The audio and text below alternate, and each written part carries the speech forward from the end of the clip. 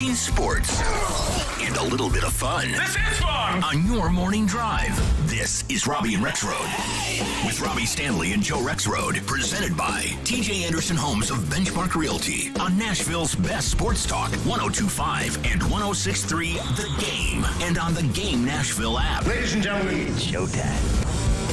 And welcome into the Tuesday edition of Robbie and Rexrode, 102.5, 106.3 The Game. Robbie Stanley alongside Joe Rexrode, Michelle Knezovic here with you on this Tuesday morning. Robbie Stanley and Michelle Knezovic live from Nashville. Joe Rexrode live from Hattiesburg, Mississippi in the aftermath of the Tennessee Vols punching their ticket to the College World Series.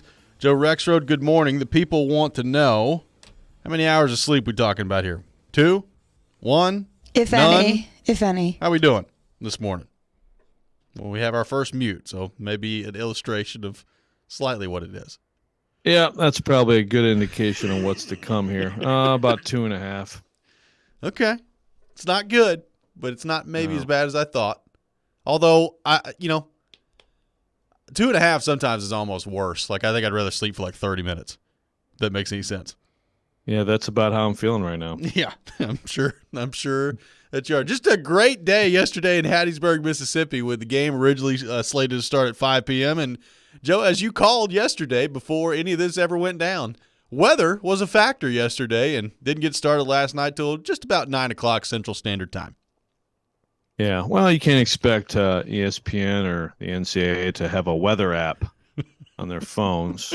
I mean, that probably would be asking a little too much, because it said there's one part of this day where you shouldn't even think about scheduling a game, and that's the part of the day they schedule the game. Yeah, good stuff. Really good decision-making from the NCAA there. We're going to get into Tennessee's win here in just a second. I do want to start and congratulate Joe Rexrode, the Denver Nuggets, on their first ever NBA title last night. They win 94-89 against the Miami Heat. They close out the series in 5 games.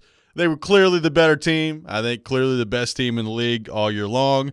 And congratulations to the city of Denver, now a city of champions apparently. They win the Stanley Cup with the Avalanche last year, and now the Denver Nuggets take down the Miami Heat and win their first ever NBA title.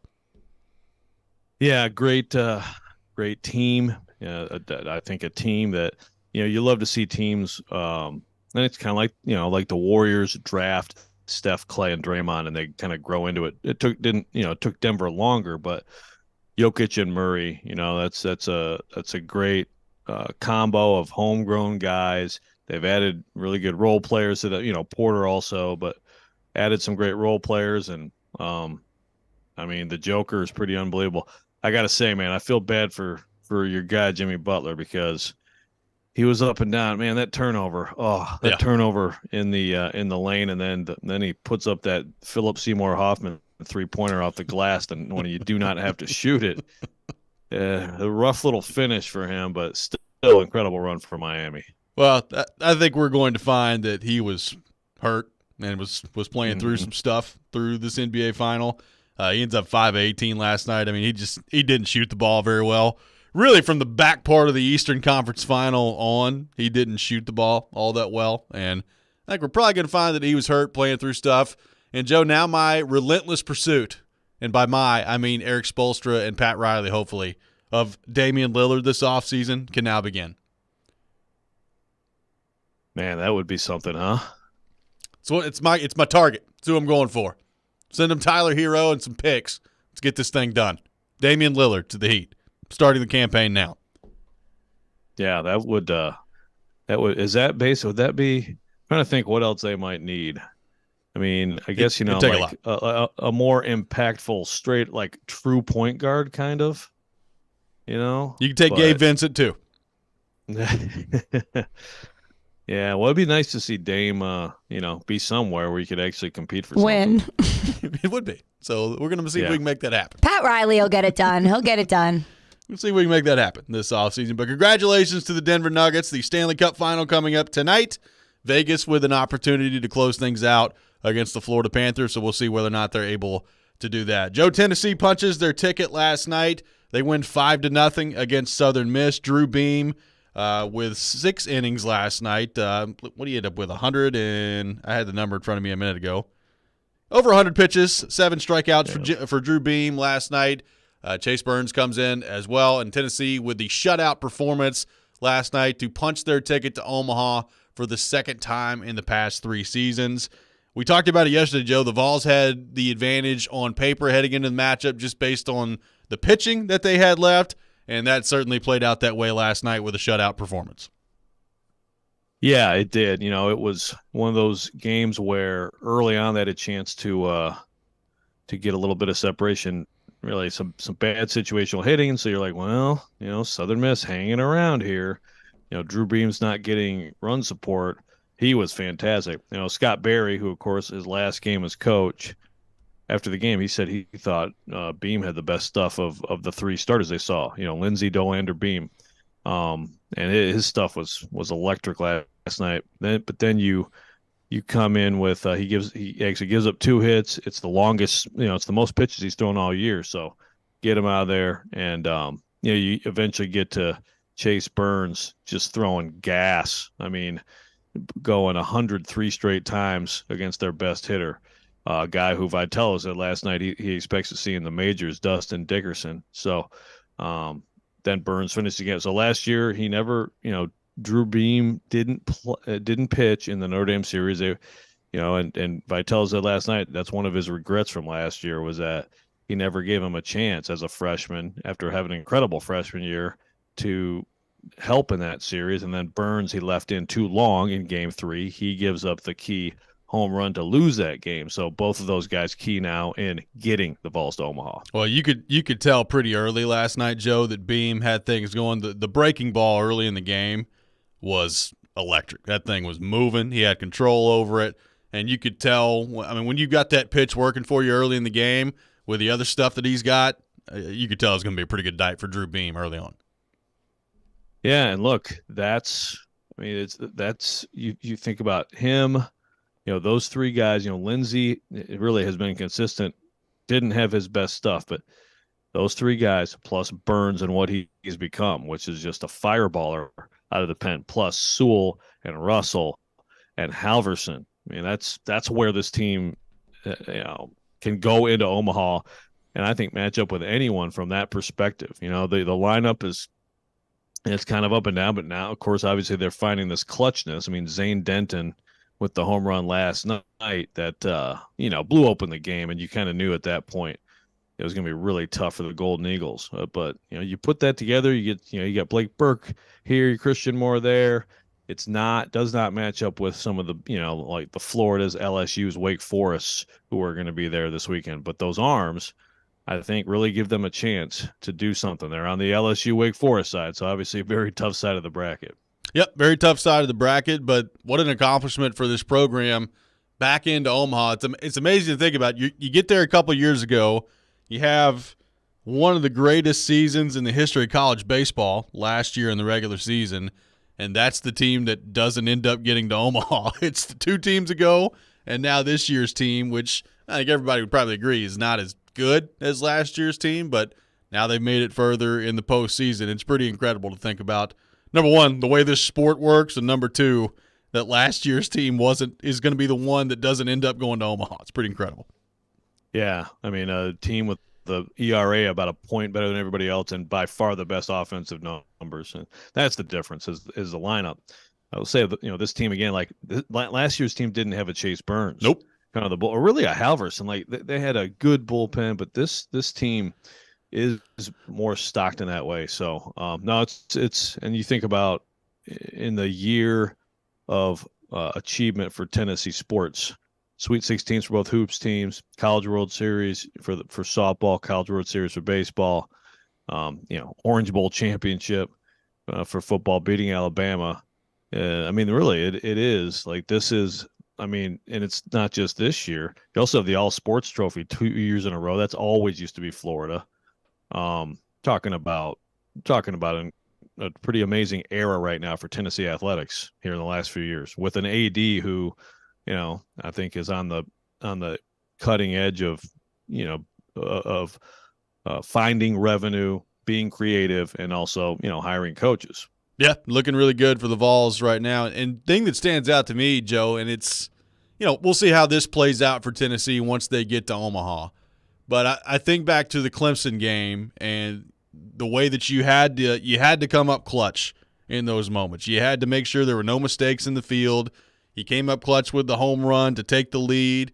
Clemson comes back and ties it. You end up winning that game in 14 innings, and the difference that made in staying on the winner's side of the bracket. And then you lose game 1 of this series, and you have to come back in game 2 to win that. And then yesterday, a winner-take-all game on the road in a hostile environment, and you come through with that performance. It's pretty – I mean, the ability that, I guess, to rise up to some of these moments that Tennessee has been able to do to this point is encouraging heading into Omaha, I think.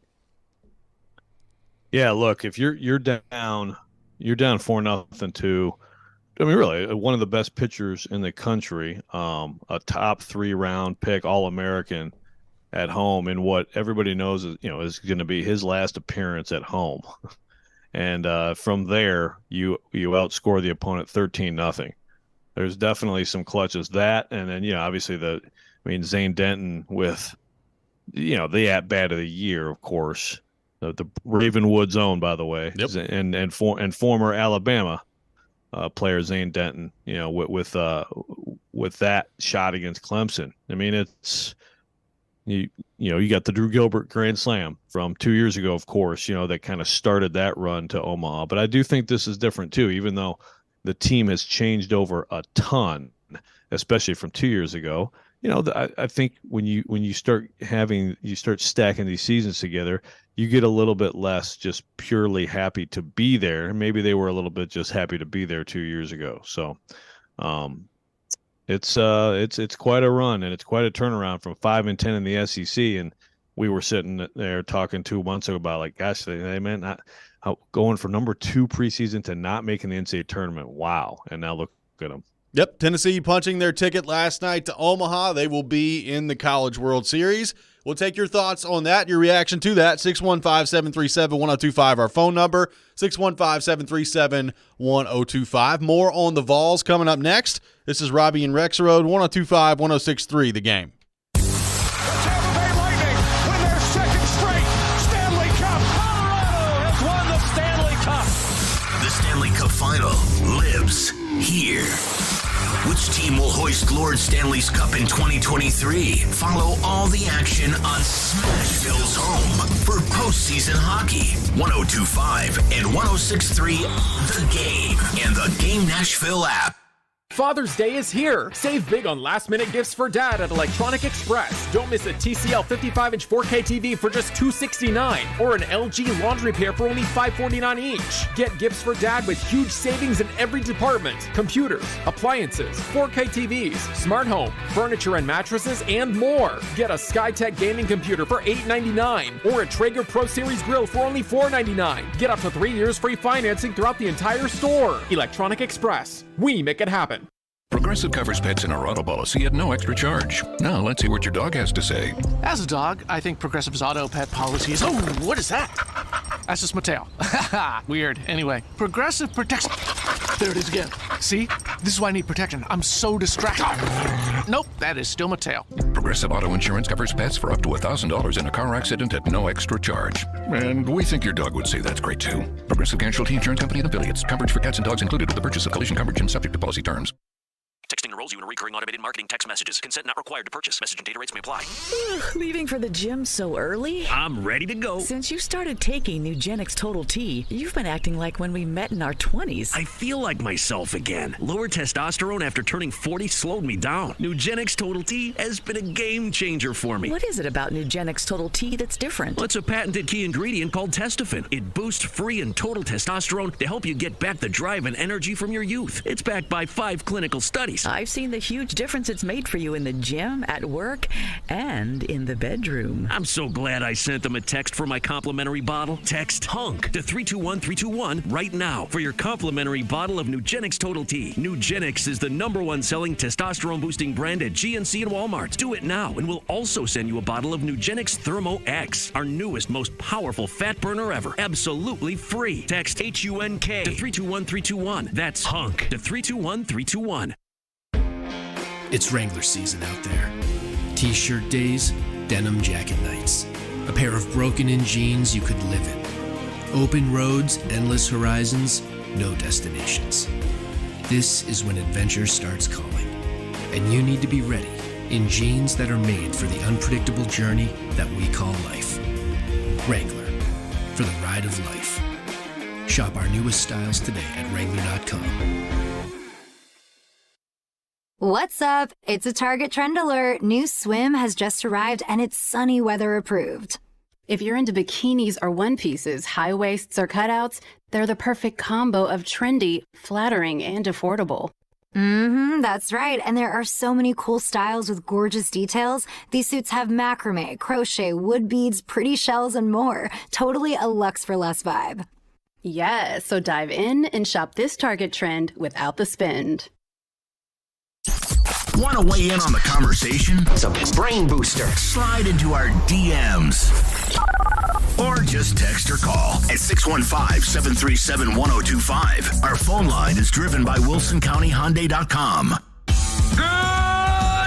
Good morning. You're locked into Robbie and Rex Road. Presented by TJ Anderson Homes of Benchmark Realty. I have the radio on. I'm listening to 102.5 and 106.3 The Game and the Game Nashville app. Burns. Line out to first base. Burke was waiting. And look out, Omaha. Here comes Tennessee.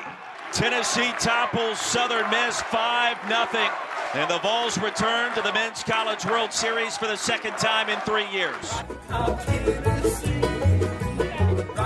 Tennessee gets it done last night. They win 5-0 in Game 3. They punched their ticket to Omaha to the College World Series. And Tony Vitello and that program heading back for the second time in the past 3 seasons. We'll take your thoughts on that. 615-737-1025.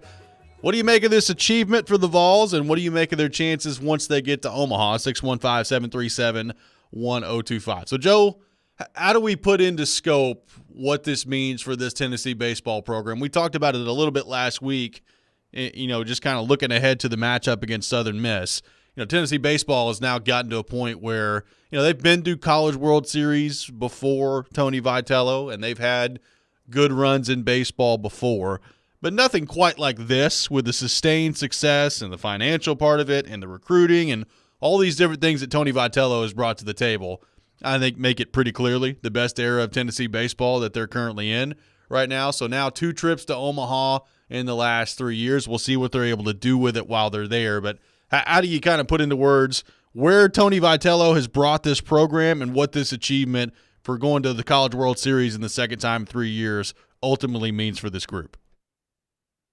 Yeah, well, obviously he's done tremendous things, and I think that this particular season, I guess you could blame him too for the bad start if you wanted to, but to hang with it and to get this team to turn around, I think this might be his best coaching job, and now he's done it, really with 3 pretty different teams. Now, he didn't do it last year; they didn't make it to Omaha, but obviously we know that was a historically good team. That was one of the number 1 seeds. That was number 1 seed, and then everybody else. It's not always like that. Even this year, Wake Forest is the number 1 seed for sure, but like LSU and Florida are right there. Yep. And I think there was a gap last year. So he's doing, in terms of recruiting. He's had some really excellent homegrown players. They're recruiting all over the place, and he's been very successful in the portal. Obviously, Maui Ahuna, maybe not quite what he's supposed to be, but you have Griffin Merritt from Cincinnati. I mentioned Zane Denton, Alabama, Halverson, Missouri. And look, that's, you got to be able to, to do things like that. And then obviously Chase Dolander, guy he saw at Georgia Southern a couple years ago, and he's going to be a top 10 pick. And then the recruiting, they got another big-time class coming next year. They're building stuff for him. Now, some would say, maybe the administration needs to build a little bit faster for him.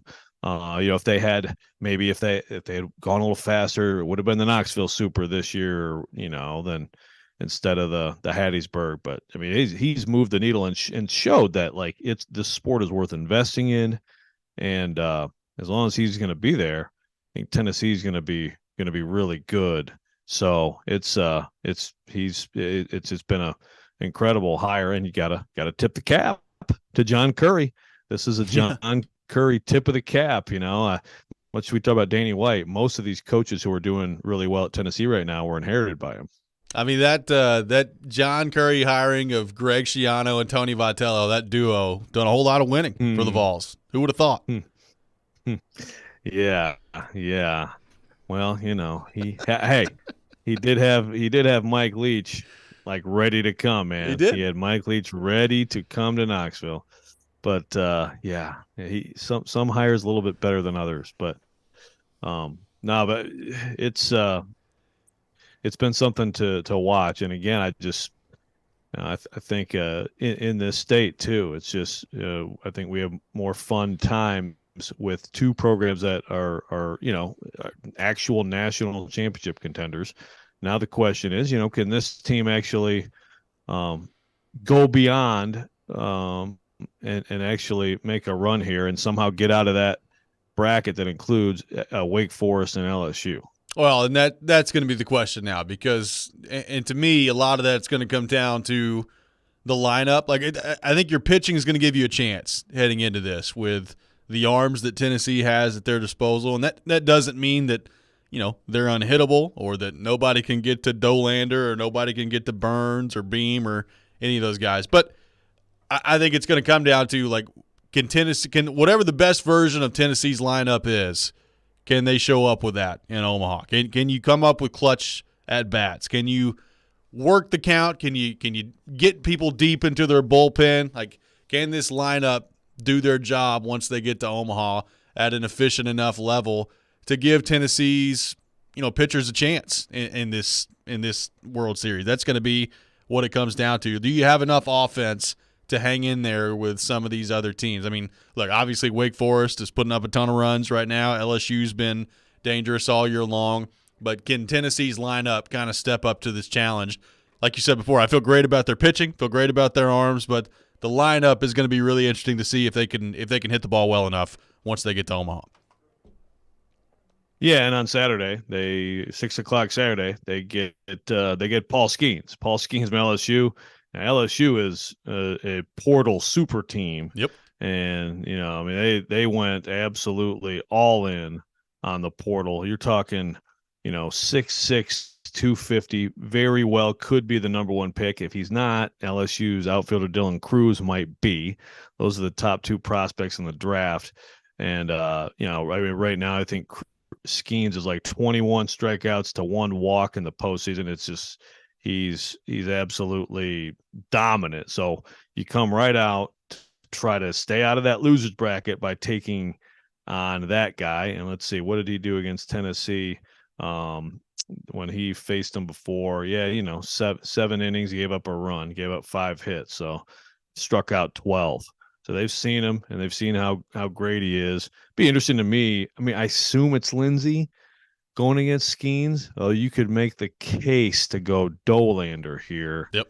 Because I still think Dolander has the highest ceiling. Although I say that after what Drew Beam did last night, but Dolander, when he's right, is something else. That's a really interesting decision for Tony Vitello. Because then, if you do lose, you're probably playing Stanford in the losers bracket to try to get back around. And, but if you can somehow beat Skeens on Saturday, well, then you get Wake probably. But hey, I mean, that's what it is. You're trying to win a national championship. You got to beat the best. Yeah, for sure. And like you said, Tennessee's played LSU already this year. They lost 2 of 3 in that series. They did win the last game of that series, but this is one game you were talking about coming up on Saturday, so you got to find a way to get that win if you're Tennessee. But like you said, LSU on that side of the bracket, Wake Forest on that side of the bracket. Wake Forest, the number 1 overall seed in the World Series heading into this. And last time I watched Wake Forest play, they beat Alabama 22-5. So they're going to be pretty good, pretty hard to deal with once the College World Series comes around here coming up. But look, I mean, it is a big decision. With how important it is to stay in the winners bracket, I think, and this is just me, Joe, I think if it were me, I would go Dolander on Saturday. That's just me. Yeah, it's one of those things where some coaches would be like, well, why change up how you've been going. Lindsey has been the Friday guy, and it's a big part of also why they turned around. Sure. He didn't have his best against Southern Miss. So a lot of times you'll see a bounce back from that. So I don't think it's a huge difference either way. I could see the case, but I'm with you. I think you still have a little bit higher ceiling there with Dolander. And then either way, whichever guy it is, I mean, you feel good about the next time. And then, I mean, again, you have Beam. If if you can stay alive, you have Beam coming after that, and you have the arms. Yeah, like you said, you got to cobble together enough offense, get into some bullpens to give those pitchers a chance. So what an accomplishment by Tennessee. They win 5-0 last night. They've got the College World Series coming up in Omaha for the second time in the past 3 years. We'll get back into that a little bit later in the show. Take your thoughts on that all show long on our text line, driven by WilsonCountyHyundai.com, 615-737-1025. Coming up next, we will get into the DeAndre Hopkins situation. He visited with the Titans, and he left Nashville with no deal. What does it mean on the Hopkins front for the Titans? We'll get into that coming up next. This is Robbie and Rex Road, 102.5, 106.3, The Game.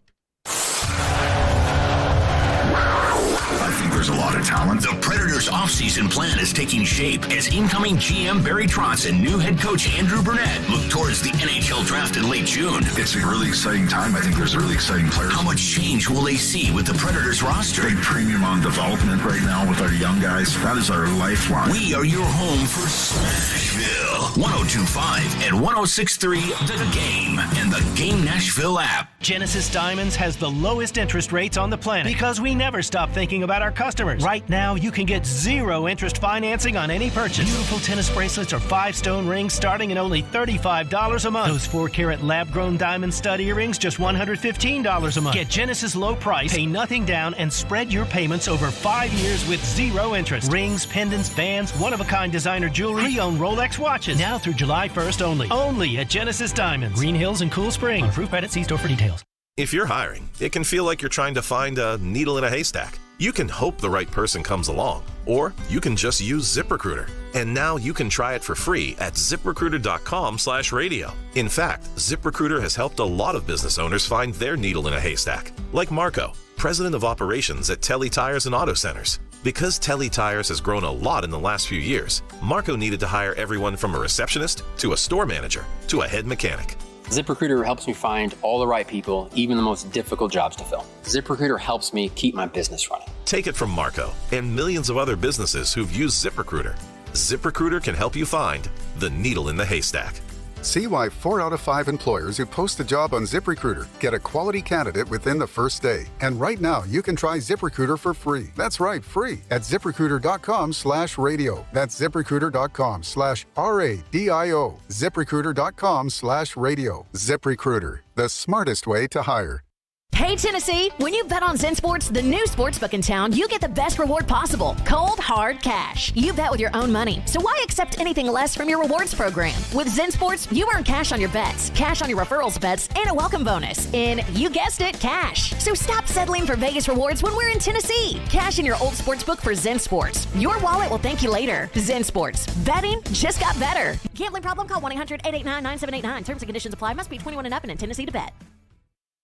She's moving to Georgia. Jadis Podiatry Clinic's top nurse quit, leaving her business toes up. We've got 6 procedures and 3 major surgeries in the next 2 days. She needs a new RN who can think on their feet. There's no way I can do all these procedures on my own. Indeed can help her hire great people fast. I need Indeed. Indeed you do. Instant Match instantly connects you with quality candidates whose resumes on Indeed match your sponsored job description. Visit Indeed.com/credit and get $75 towards your first sponsored job. Terms and conditions apply. When you order food for work on EasyCater.com, we've got your back. Real humans are here to help with your order every step of the way, making sure everything goes right, even behind the scenes without you knowing. Confirming and double confirming with the restaurant that everything is on track. If there's a problem, thanks for calling EasyCater. Call us anytime, day or night, and we'll answer in seconds. We're right here with 100,000 restaurants, working hard to ensure the food arrives on time and is ordered. Order 24/7 at EasyCater.com.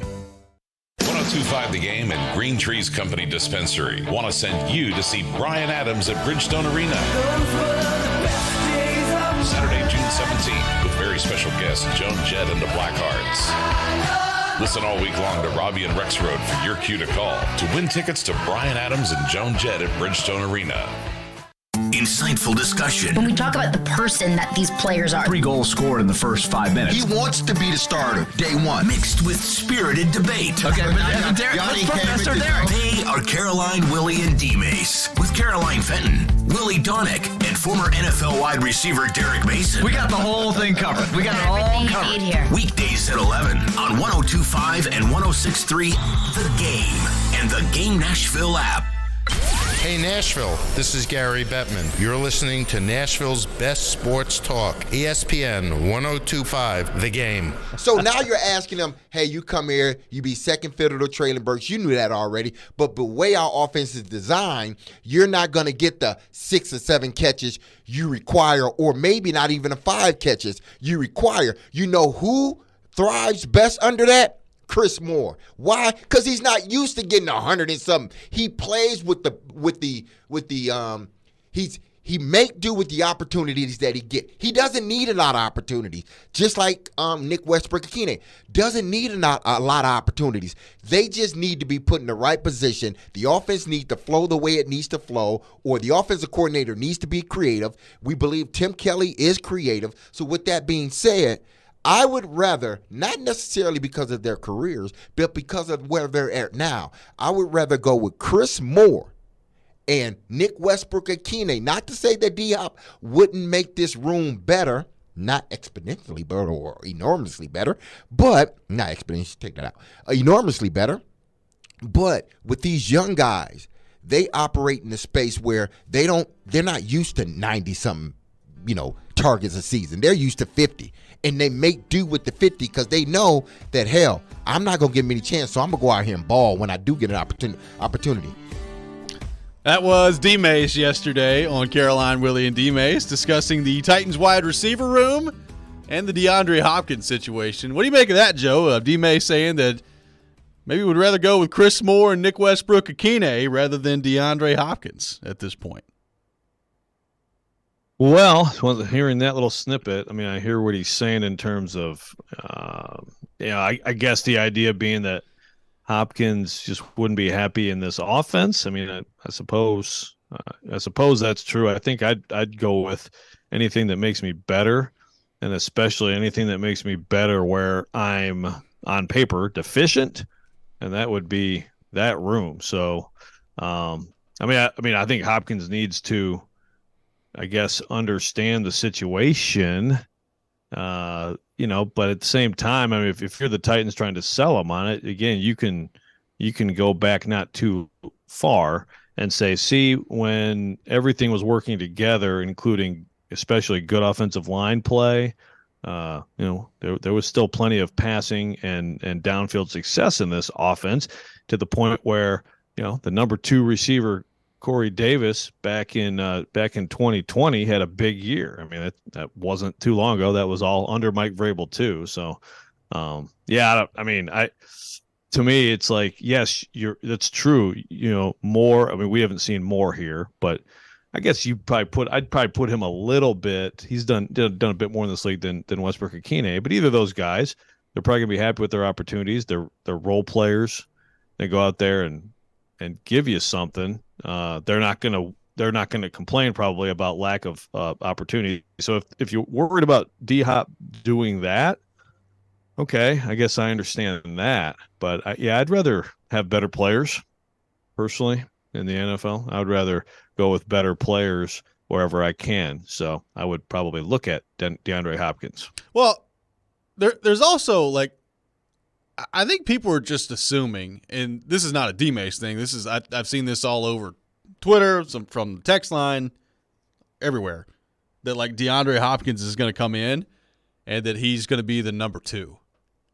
And I mean, what in the world have we seen from Traylon Burks at this point that makes you think he's the number 1? Now, hopefully he gets there one day, but if DeAndre Hopkins comes in, to me, he's the number 1, and Traylon Burks is the number 2 at that point. And if Traylon Burks grows into the number 1, then great. That's what you go with at that point. I guess it doesn't really matter as long as both of them are on the field and are productive. I mean, you can number it however you want to number it, but like to me, if DeAndre Hopkins is coming in, he is going to be Ryan Tannehill's number one option, in my opinion. Yeah, I don't know. I'm not sure about that. I mean, how close is he to his DeAndre best, Hopkins' right? tape from last year is light years ahead of Treylon Burks. Oh, yeah. No doubt. I mean, Treylon Burks last year was a guy who didn't even really start to become a guy who looked like an NFL receiver until several weeks into the season. But, he's been working with him all offseason too. Again, if the best of DeAndre Hopkins last year is what he is this year, then I'm with you. But I still think that, DeAndre Hopkins he is to me he's like the ultimate possession receiver, right? I mean, he is going to win 50-50 battles. Some people think he can't run anymore, that he's lost that. Like you said, you can look at some highlights from last year, it doesn't look that way. He's certainly tough to bring down when he has the ball.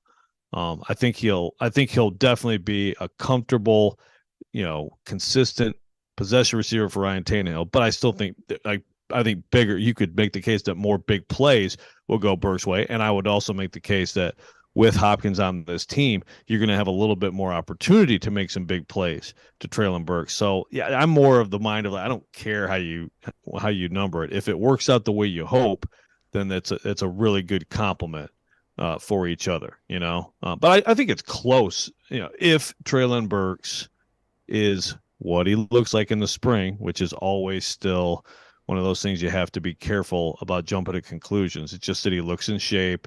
He looks very confident, he knows what he's doing. And he and Tannehill have banked a lot more reps now.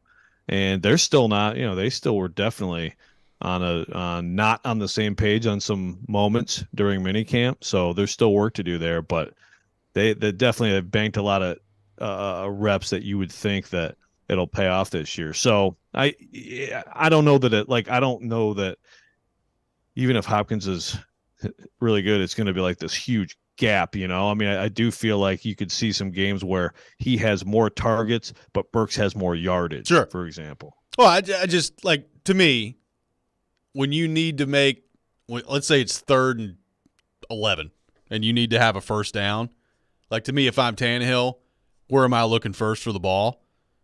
I'm going to Hopkins. That's just me. Now, maybe that changes throughout the course of the year, but like you said, it doesn't really matter how you number it. I don't understand this idea that DeAndre Hopkins, there's Treylon Burks and a big gap to DeAndre Hopkins. He's just a skeleton out there. If that's what you think he is, that there's a big gap between him and Burks, then why would you sign him? That doesn't make any sense to me. Yeah. I mean, I wouldn't even have him on a visit if I thought he was that means he's a shell of himself. Right. So yeah, I wouldn't. And to your point on that and 3rd down, but it's also that's another thing too is what are the matchups for both of them? Do you have one really good corner on the team you're playing so that whichever guy has the better matchup, and then also look, I mean, I think Chig stands to benefit too and stands to be on the field a lot more this year to be one of those guys on 3rd down and in the red zone. Well, Joe, on the DeAndre Hopkins front, he left the Titans facility yesterday. This was a tweet from Diana Rossini. Hopkins left the Titans facility late this afternoon after spending hours with players and staff. Meeting apparently went well, but no deal was struck today per sources. Hopkins is expected to take more visits with teams. That could, of course, always change. And some reporting this morning coming out of New England that he is scheduled to visit with the Patriots tomorrow and Thursday. So it looks like DeAndre Hopkins will visit with the Patriots tomorrow and Thursday, but I love the phrasing of this yesterday, a successful trip to the Tennessee Titans for DeAndre Hopkins, and now he's on to visit the New England Patriots. So I'm glad it was a successful trip for Hopkins, even though there was no contract signed. Yeah, well, CMA looks like it was fun. It did. So looks like he took some part in it.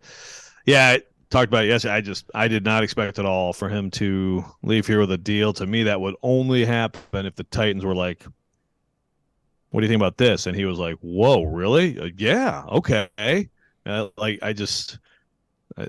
think the Titans are ready to absolutely break the bank, and DeAndre Hopkins is holding out for someone to do that. And I don't think the Patriots are going to do it either, by the way.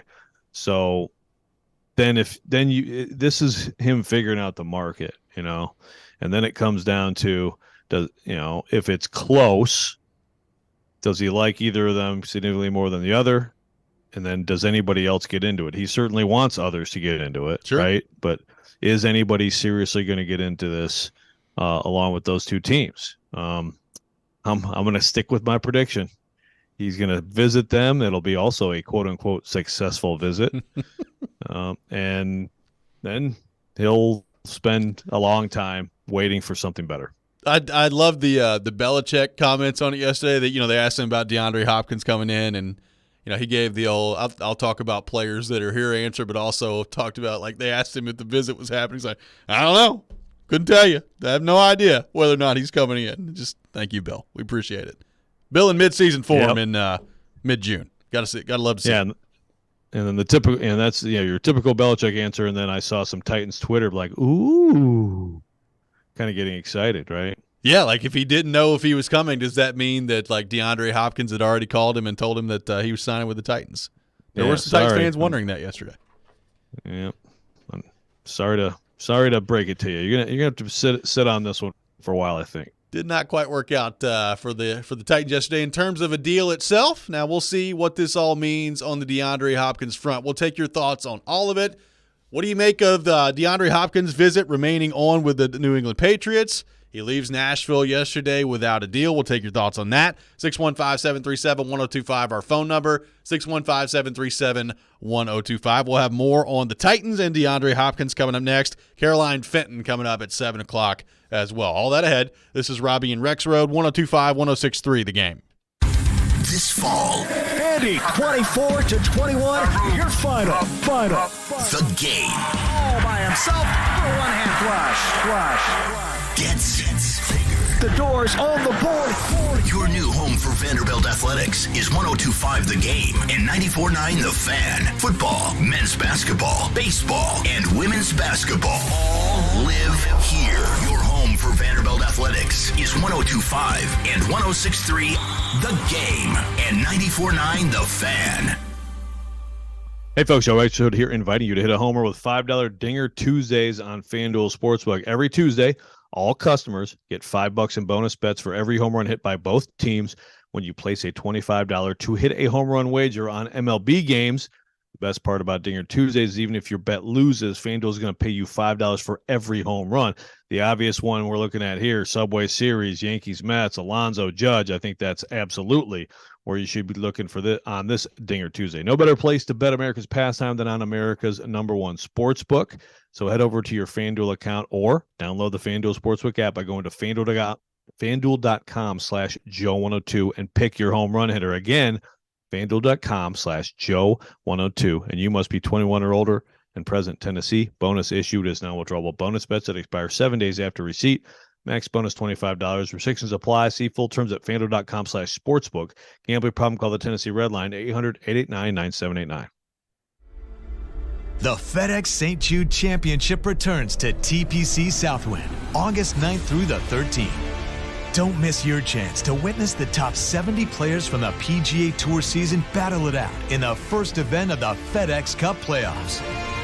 Only 50 players will make it through Memphis. Don't miss your chance to watch the drama unfold. Daily grounds and upgraded ticket options are on sale now at FedExChampionship.com.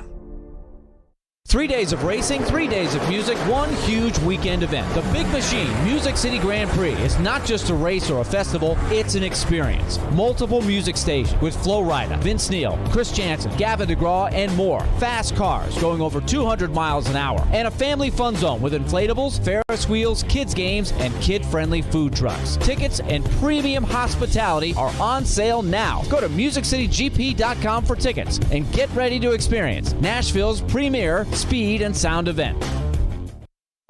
Success is picking up extra shifts for your family. Now you want to be the boss. Success is getting your foot in the door. Now you want to take the next step.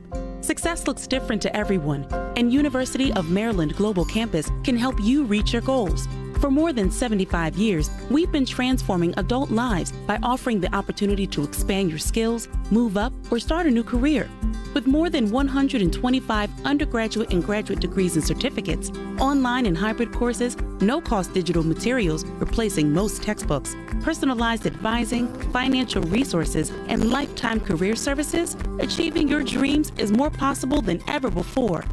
Now's the time to make your next career move.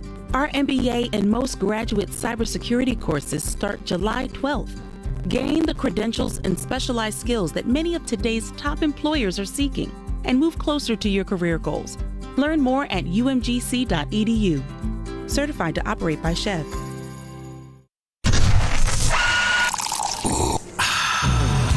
You're locked into Robbie and Rexroad. Every morning, first thing. Presented by TJ Anderson Homes of Benchmark Realty on 102.5 and 106.3 The Game and the Game Nashville app. Welcome back in, Robbie and Rexroad, 102.5, 106.3 The Game, presented by TJ Anderson Homes of Benchmark Realty, where their advanced Pay by TJ option can save you thousands when selling your home. We are streaming live on Twitch, Twitter, YouTube, and Facebook. Our video streaming brought to you by Superbook, live from our 102.5 The Game studio, brought to you by Hiller Plumbing, Heating, Cooling, and Electrical. Taking your thoughts on the Titans, 615-737-1025, our phone number, and discussing DeAndre Hopkins. He leaves Nashville with no deal yesterday. He is scheduled to visit the New England Patriots later this week, coming up on Wednesday and on Thursday as well. So looking forward to this continued saga with DeAndre Hopkins and however long that may last. Cam on the text line, going back to D-Mace's comments, Joe says, just lost all credibility, SMH. The offense will be different. Mace said D-Hop would get 4 to 5 targets. That number would be doubled. He helps the team. It's a 1A, 1B, but NWI and Chris Moore, yeah, they're not even in the same ballpark as Burks and Hopkins. This is from Cam on the text line. Yeah, well, I mean, I don't know about lost all credibility, Yeah, but we can pump the brakes on that one. Yeah, but the thing with all this discussion about D-Hop is, look, again, there's moments he had last year where he looked good. There's full games. Julio Jones looked incredible in 2020. So I don't know. I mean, a lot of the numbers are troubling in terms of how much you're going to get out of him and how available he's going to be. So it's not like, you tell me right now that he's going to be what we've seen or a large percentage of it, and that he's going to play 75% or so of the season, then you absolutely. But, I don't know that. And that's part of this too. And that's part of why he's not going to get the number he wants, I don't think. David in Fairview on the text line says, thinking of DeAndre's visit to Nashville, do you think players like that leave with a very nice gift? Like, is he walking around with a Titans Rolex? Just curious if elite players, when they visit, are their visits made to be more enticing? This is from David in Fairview on the text line. They did pick him up in a very fancy car, and they took him to CMA Fest, Joe. So there was at least some level of a college-style recruiting going on with DeAndre Hopkins. I enjoyed it. Yeah, I don't think there'd be a Rolex though. Like I don't think you're getting someone an expensive gift on a free agent visit. I could be wrong. Maybe a signed poster of Vrabel. Yeah, there you go. Autograph. Nice. Bobblehead. Yeah. Stillman bobblehead. Yeah, maybe so. I do remember. I think Clowney didn't like the Saints make some like gourmet. Yeah, they went to like some big like dinner, didn't they? Yeah. But I thought it was like there was some chef they had. I think so. I don't know. Yeah. Yeah. So there's some stuff like that, but it's nothing like college recruiting, But yeah, they tried to make him feel at home and stuff like that. I'm sure Belichick will, just be just peachy and give him an awesome visit up there in lovely Foxborough. Vrabel took Hopkins to like the Lebanon Cracker Barrel up there, had some breakfast. Could have been good. DeAndre, look at this. There's Cracker Barrels all around. What else would you want? 615-737-1025, our phone number. Take more of your thoughts on the DeAndre Hopkins situation. Cam says, no NIL money to give out for DeAndre Hopkins? Not quite. It is a little bit different. I mean, I said college-style recruiting. I guess that part of it's.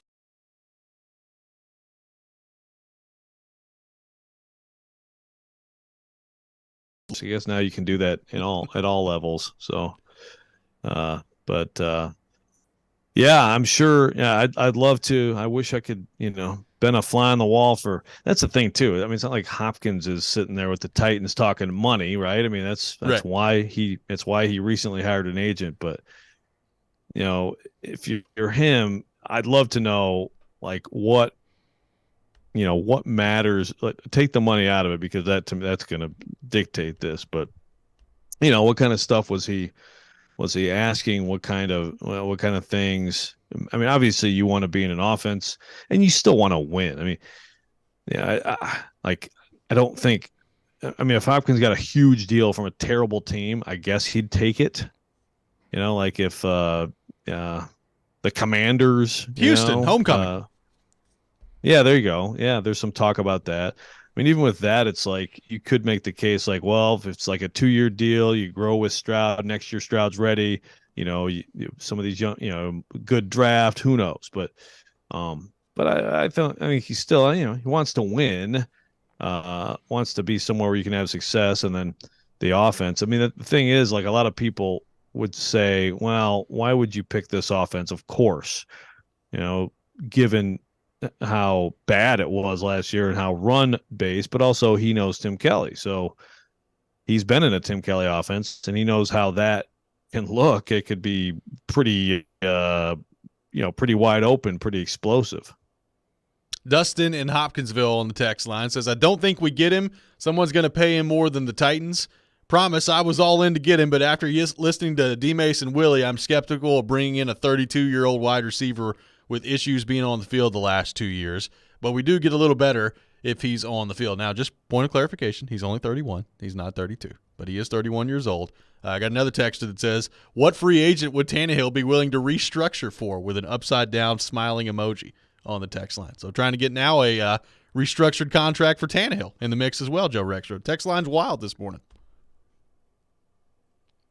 Well, I think Landry's deal is probably the one that would be ripe for changing it around. Yes. But yeah, I mean, now that I just mentioned, when the heck was okay? So he was traded away after 2019. So in 2020, Hopkins was with the Cardinals, right? That's correct. When did Tim Kelly get the OC job with the Texans? Do we know? I can look that up very quickly. Yeah. Okay. Yeah, he did. No. Okay. So they did. They had one season together.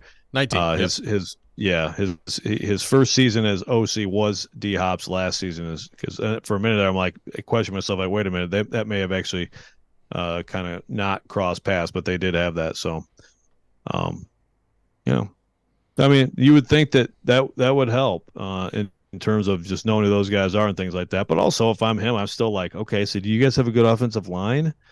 I want to know that Burks is good, because I do not want to be the only receiver that draws any attention from defenses. Yep. And what's Derrick Henry? I mean, that's got to be still appealing for a receiver. That's what Julio talked about when he was here. Playing an offense with Derrick Henry should be good for you. Well, I do want, like, let's say the money is somewhat comparable between the Titans and the Patriots, and no other team enters the fray here. Like, how much of it just comes down to the quarterback too, right? Like, viewing Mac Jones and viewing Ryan Tannehill. Like, I guess if you're Hopkins, you could also view it as Levis too. But I'm not really looking much past 1 year if I'm Hopkins at this point. I mean, Tannehill or Mac Jones, how much of it comes down to that, and which quarterback you'd rather be catching the ball with. Like, obviously, everybody would love to catch passes from Patrick Mahomes and Aaron Rodgers and those guys, but how much of it comes down to just the quarterback position itself with the two teams that he's visiting right now? It would be very interesting to know. Yeah. If the money's similar, I think that's an edge Titans. basically the same offense. Then there's also just the whole, like, does he have any issue hanging out with Bill O'Brien? Like, yeah, was everything cool there? Like, is it going to be like hugs and tears this week when he reunites with him? I mean, I guess if he's going on a visit, that's not a big deal, but that's something that you think of right away. I got a text that says, Jared said yesterday if D-Hop leaves the facility with no deal, we won't get him. What's your thoughts on the chances that we get him? I wouldn't read too much into leaving the facility with no deal. Like, I really wouldn't. I mean, maybe you circle back around, you see what the options are if you're DeAndre Hopkins, and at some point you're going to have to make a decision. Now, to your point, Joe, is that going to come in the next few weeks, or is that going to come, in training camp? Now, that's a risk if you do it that way. Like, a lot of teams' budgets are set once you get to training camp, but there could be a wide receiver that goes down, and all of a sudden somebody really needs DeAndre Hopkins at that point. But I don't know that I would view it necessarily as up. The Titans let him leave yesterday, so there's no chance they're going to get him now.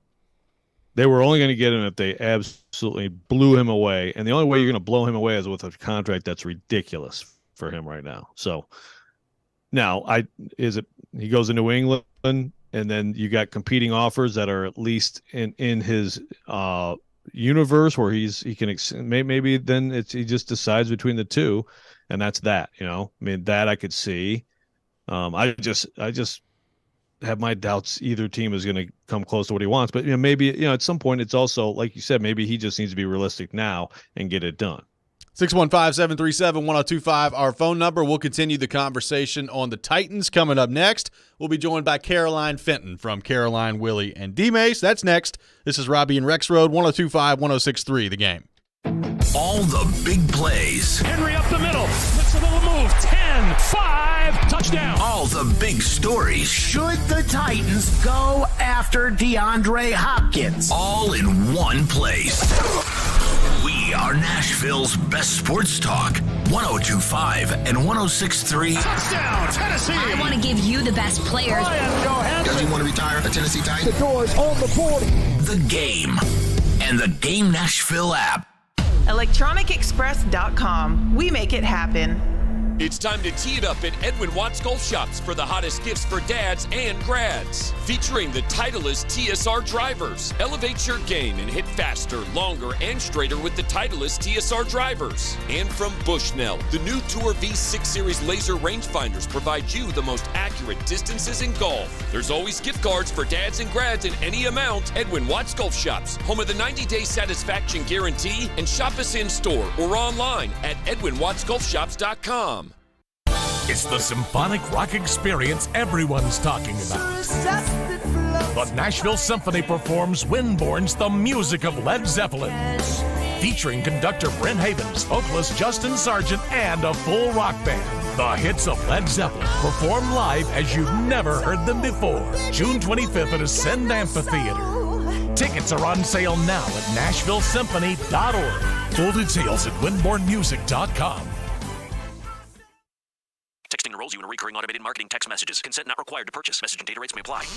Leaving for the gym so early? I'm ready to go. Since you started taking Nugenix Total T, you've been acting like when we met in our 20s. I feel like myself again. Lower testosterone after turning 40 slowed me down. Nugenix Total T has been a game changer for me. What is it about Nugenix Total T that's different? Well, it's a patented key ingredient called Testofen. It boosts free and total testosterone to help you get back the drive and energy from your youth. It's backed by 5 clinical studies. I've seen the huge difference it's made for you in the gym, at work, and in the bedroom. I'm so glad I sent them a text for my complimentary bottle. Text HUNK to 321321 right now for your complimentary bottle of Nugenix Total T. Nugenix is the #1 selling testosterone boosting brand at GNC and Walmart. Do it now, and we'll also send you a bottle of Nugenix Thermo X, our newest, most powerful fat burner ever. Absolutely free. Text HUNK to 321321. That's HUNK to 321321. Your Game Center update. I'm Michelle Knezvik. The Denver Nuggets win their first ever NBA championship last night in Denver with a 94-87 win over the Miami Heat. And the Tennessee Volunteers are heading back to Omaha after they shut out Southern Miss last night 5-0. The Vegas Golden Knights with an opportunity to close out the Stanley Cup Finals tonight. Puck drop at 7 p.m. in Vegas. Diana Rossini reported that DeAndre Hopkins left the Titans facility late yesterday afternoon, and the meeting went well, but no deal was struck. Hopkins is scheduled to visit with the Patriots at some point this week. This report is presented by the law offices of Amanda J. Gentry. I'm Michelle Knezovic for 102.5, 106.3 The Game. For more, follow us on Twitter at 1025 The Game or visit thegamenashville.com. Live from the Hiller Plumbing, Heating, Cooling, and Electrical Studios. WPRT FM Pegram, WPUC HD2 Laverne. Chase Elliott scores the win in the Ally 400 at the Nashville Super Speedway. Nashville's exclusive home for NASCAR. 102.5 and 106.3. Gonna go 3 wide into turn number 1. The fastest car will in the race. Checkered flag is in the air. The Game. A Cromwell Media Station. Mixing sports and a little bit of fun. This is fun! On your morning drive. This is Robbie and Rex Road. With Robbie Stanley and Joe Rexroad. Presented by TJ Anderson Homes of Benchmark Realty. On Nashville's best sports talk. 102.5 and 106.3 The Game. And on the Game Nashville app. Ladies and gentlemen, it's showtime. Hour number 2, Robbie and Rex Road, 102.5, 106.3 The Game. Robbie Stanley, Joe Rexroad, Michelle Knezovic here with you on this Tuesday morning. Taking your thoughts, 615-737-1025 on our phone and text lines driven by WilsonCountyHyundai.com. We are discussing the Tennessee Titans, and to help us do that, we go to our 102.5 The Game phone line driven by WilsonCountyHyundai.com and welcome in our friend Caroline Fenton, of course, of Caroline, Willie, and D-Mays. Caroline, good morning. How you doing? Morning. Doing great. Appreciate you taking time to be with us this morning. So how do you read this DeAndre Hopkins situation? He goes and has his visit with the Tennessee Titans. He leaves yesterday, no deal with the Titans, scheduled to visit the Patriots later this week. How much of this is setting the market on his part, do you think, and hoping the other teams enter the fray? How much of it is genuine interest in the Titans and Patriots? How do you kind of read this whole thing from DeAndre Hopkins? I kind of thought from the beginning that this was setting the market for himself. It's not that I don't think that he has zero interest in playing for the Titans or the Patriots, because if he wants to play football, then the only options might be the Titans or the Patriots, so he better be interested. So I do think that there is interest in the Titans and the Patriots. I did think that DeAndre Hopkins was going to take his time, was going to take the free agency tour of 2023. Because I forgot who reported it. Maybe it was Albert Breer. He said, yeah, I mean, if the deadline is training camp, then that's fine. He's willing to take his time on that. Do I think that if the Titans put an $18 million deal on the table for him, that he would have signed it? Yep, probably. But that wouldn't have been very smart on the Titans' behalf. So I didn't have a problem that he left the Titans facility without a deal, because that to me would have said that the Titans are grossly overpaying for DeAndre Hopkins, and I don't really have an interest in that. But I do think that this is D-Hop's way of dangling the carrot in front of the Chiefs or the Bills to say, hey, if you're interested, you're not the only ones. Let's say the Titans have $8 million on the table. And, hey, Bills, if you give me $6, then I'll be willing to come to Buffalo for $6. And I'm just totally hypothetical speaking. But I do think it was a little bit of both. It was a little bit of, let's see who's interested in me. Let's see which program I think is going to fit best for me. And if there's a better deal that comes out of it with maybe a team more equipped to win the Super Bowl this year, then great, so be it. What would you offer him? I would offer him 10 with incentives up to 12, 13, or 14. So I would say base 10, and then you can bump those incentives up. I would not go 15. How much do you think, let's say the Titans land him, how much differently does the offense look? How much does that help their chances in the division? What does a DeAndre Hopkins signing for this team do in your mind? Well, after the discussions I had with Willie and D-Mace yesterday, they think not very much. I saw because that. D-Mace said he'd rather have Chris Moore over DeAndre Hopkins. And in that moment, I truly had to ask myself, did I wake up on a different planet? Did I accidentally slip a drug into my breakfast this morning? Because, what the heck? Seriously? I don't think that DeAndre Hopkins makes the Titans all of a sudden a Super Bowl contender. But I do think he makes this offense better. I mean, he's an additional weapon in the passing game for Ryan Tannehill. He takes attention off of Treylon Burks, which inherently makes Treylon Burks' job easier. He adds a veteran in that group, which I think is valuable, both for the development of Treylon Burks and Kyle Phillips, some of these young guys, and just a guy who's been there before, a guy who, he's done this for a career. So, I mean, I think he makes this team better. I don't think he makes them a Super Bowl contender. I don't think that this is a go-for-it move. And I don't think you need to be a Super Bowl contender in order to add DeAndre Hopkins. I would feel the same way about the Titans adding DeAndre Hopkins like the Saints did with Derek Carr. That wasn't a go-for-it quarterback move. The Saints didn't sign Derek Carr to win the Super Bowl, but the Saints signed Derek Carr because he was an upgrade at the quarterback position, and he could help them win as many games as possible.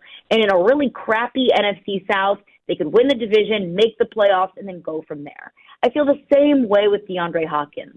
No, I don't think that DeAndre Hopkins is the difference between a Super Bowl and not, but he makes your team better, and I respect the move to do whatever you can to win as many games as possible. I think it gives you a better shot at winning the division. You win the division, you make the playoffs, and then, you go from there. So I respect any move that this team could make to make this team better and win as many games as possible.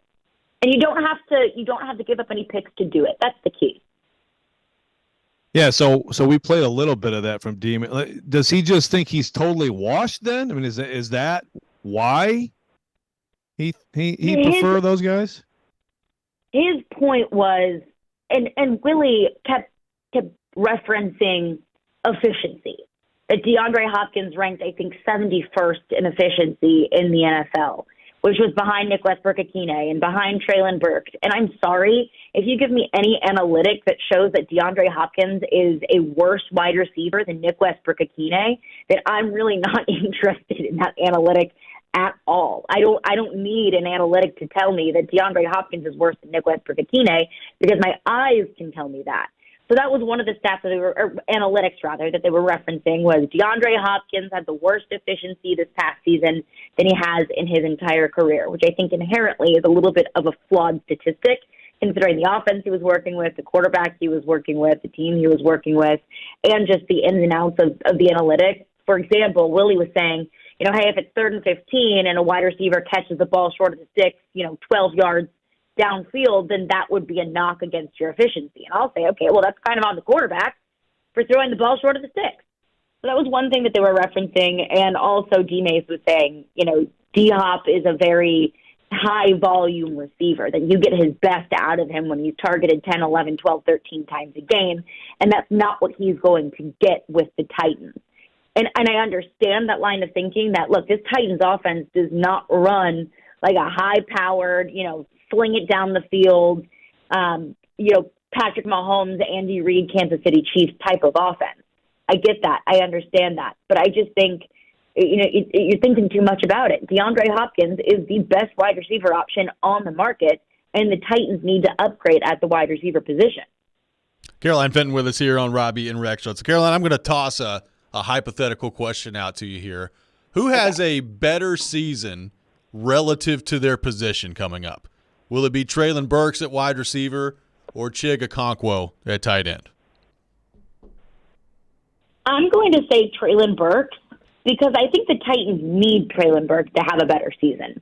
And that is no disrespect whatsoever to Chig Okonkwo, but the Titans invested a first-round pick into Treylon Burks. The Titans traded away A.J. Brown because they believe that Treylon Burks could be that next wide receiver, that next man up that could fill in that role that A.J. Brown filled. The Titans need Treylon Burks to have a better season. They need him to stay healthy, be more consistent, be able to establish himself as a true bona fide number one target. And he needs to establish himself as a trustworthy target for Ryan Tannehill. Which do I think has a better season? I'll still go Treylon Burks, but I think the Titans need him to have that kind of year. But Chig Okonkwo, man, oh man, I was excited about what I saw from him last year. And from the sounds of it, he's been having a pretty good camp so far. Yeah, no doubt. And I know we have we have an OTA tomorrow, which is always weird to me. You have like mini camp and then you come back with another OTA, so it'll be, less people and things like that out there. Probably no Byard. Right. We'll see. But no Hopkins. But well, I mean, hey, you can sign today. But of the information we've received so far, Caroline, what's the biggest headline about the Tennessee Titans through these spring sessions with about 6 weeks before camp? Honestly, it's probably Kevin Byard. His standing with the organization, how he feels about the organization. Even when he talked to the media, I went into that press conference thinking, we'll either feel good and we can move forward and it's all under the rug, or we might emerge with more questions. And I don't know if I have more questions, but I still feel like there's something that's there that he's not 100% happy. I think other than that, it probably is Treylon Burks. It's how much more confident he looks, not just on the field, but even at the podium. Watching his last media availability, he just looks more confident. He looks more comfortable. He looks bigger in a positive way, a good bigger. Not the same kind of bigger that we were talking about this time last season. I would say that Treylon Burks is going into this sophomore season with a much clearer vision of what he needs to do and what he can do. And I think starting off on that foot already is a very, very positive thing. Show it to me on the field, prove it to me, continue to prove it to me week in and week out. But this year, I think we're already starting leaps ahead of where we were with Treylon Burks last year. All right, Caroline, LSU, Tennessee coming up. How are we feeling about that matchup? I'm excited about it. I have to give Tony Vitello a whole bunch of credit. I mean, it's not easy to win in this game. It's not easy to get to Omaha by any means. And Tony Vitello was able to do it after losing, a huge core of the team that they had last year, one of the most electric regular seasons in college baseball history. Lost almost every single defensive position group outside of the pitching staff. Lost a whole bunch of his sluggers, Jordan Beck, Trey Lipscomb, Luke Lipschitz. You don't lose those kind of guys and get better, but credit to Tony Vitello for being able to get back to Omaha, given the circumstances. I'm excited about it. Whenever Paul Skeens is on the mound, then I have an abundance of confidence, and I think you can also kind of see it with the rest of the team. When Paul Skeens is on the bump, I mean, everybody else feels that little sense of confidence. But these are two of the best teams in the country, obviously, and I thought they were two of the best teams in the SEC, especially that midpoint on when Tennessee was really kind of finding their stride. I think it should be a really, really good game, and I'm interested to see who Tony Vitello throws against LSU. Yep, it's going to be really fascinating. Caroline, great stuff as always. Thanks for being with us this morning, and we'll be listening starting at 11 o'clock. Awesome. Thanks, I appreciate you. Caroline Fenton, our guest here on Robbie and Rex Road. You can check her out every day here on the station from 11 to 2. Caroline, Willie, and D-Mace is the program. We'll react to what she had to say on the DeAndre Hopkins situation, and I'll throw the same question to Joe that I just threw at her. Who is going to have a better year relative to their position? Will it be Treylon Burks or will it be Chig Okonkwo? We'll take your thoughts on that as well. 615-737-1025 is our phone number. More on that next. This is Robbie and Rex Road, 102.5-106.3 The Game. 94.9 The Fan is your home for Hit City. Your Nashville Sounds are back at First Horizon Park tonight to start a 6-game series against Gwinnett. Swing and a miss, strike 3. Sounds win. Pre-game at 6:20. On your home of Nashville Sounds baseball. 94.9 The Fan and The Fan app. What's up, everybody? Michelle Knezovic here for Superbook Sports. Bring that big bet energy this summer with Superbook Sports. Superbook Sports is the most trusted name in the sports betting world. And right now, if you use the promo code KNEZ, K-N-E-Z, you can score up to $250 with their first bet bonus. Win or lose, they'll match your first bet up to $250. But you got to use the promo code KNEZ, K-N-E-Z. We've got the Florida Panthers and the Vegas Golden Knights tonight. Vegas is trying to close this thing out in their home city. I think that Vegas is going to win tonight, but I'm going to take the Florida Panthers plus the 1.5. I think it's a close one. And then looking at the over-under, 5.5 goals, I'm going to take the over tonight. I think we have a little bit higher scoring game in Vegas tonight, but I think that the Golden Knights will do exactly what the Denver Nuggets did last night and close out this series.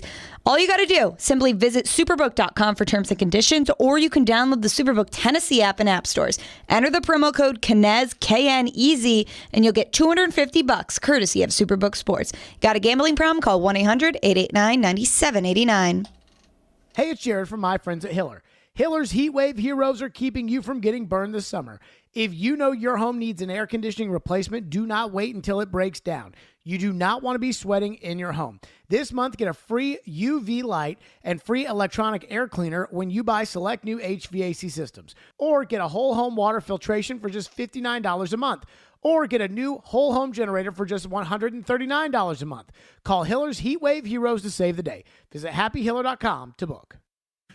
The team at Mercedes-Benz of Music City have done it again. Here's Edwin Vickery to explain. 4-time recipient of Best of the Best. Less than 10% of the dealers in the country receive this award. How did you do it? We say culture eats strategy for lunch, because we can strategize all we want, but unless you have the right culture and chemistry in the dealership, it will not work. Live the dream at Mercedes-Benz of Music City, mbofmc.com.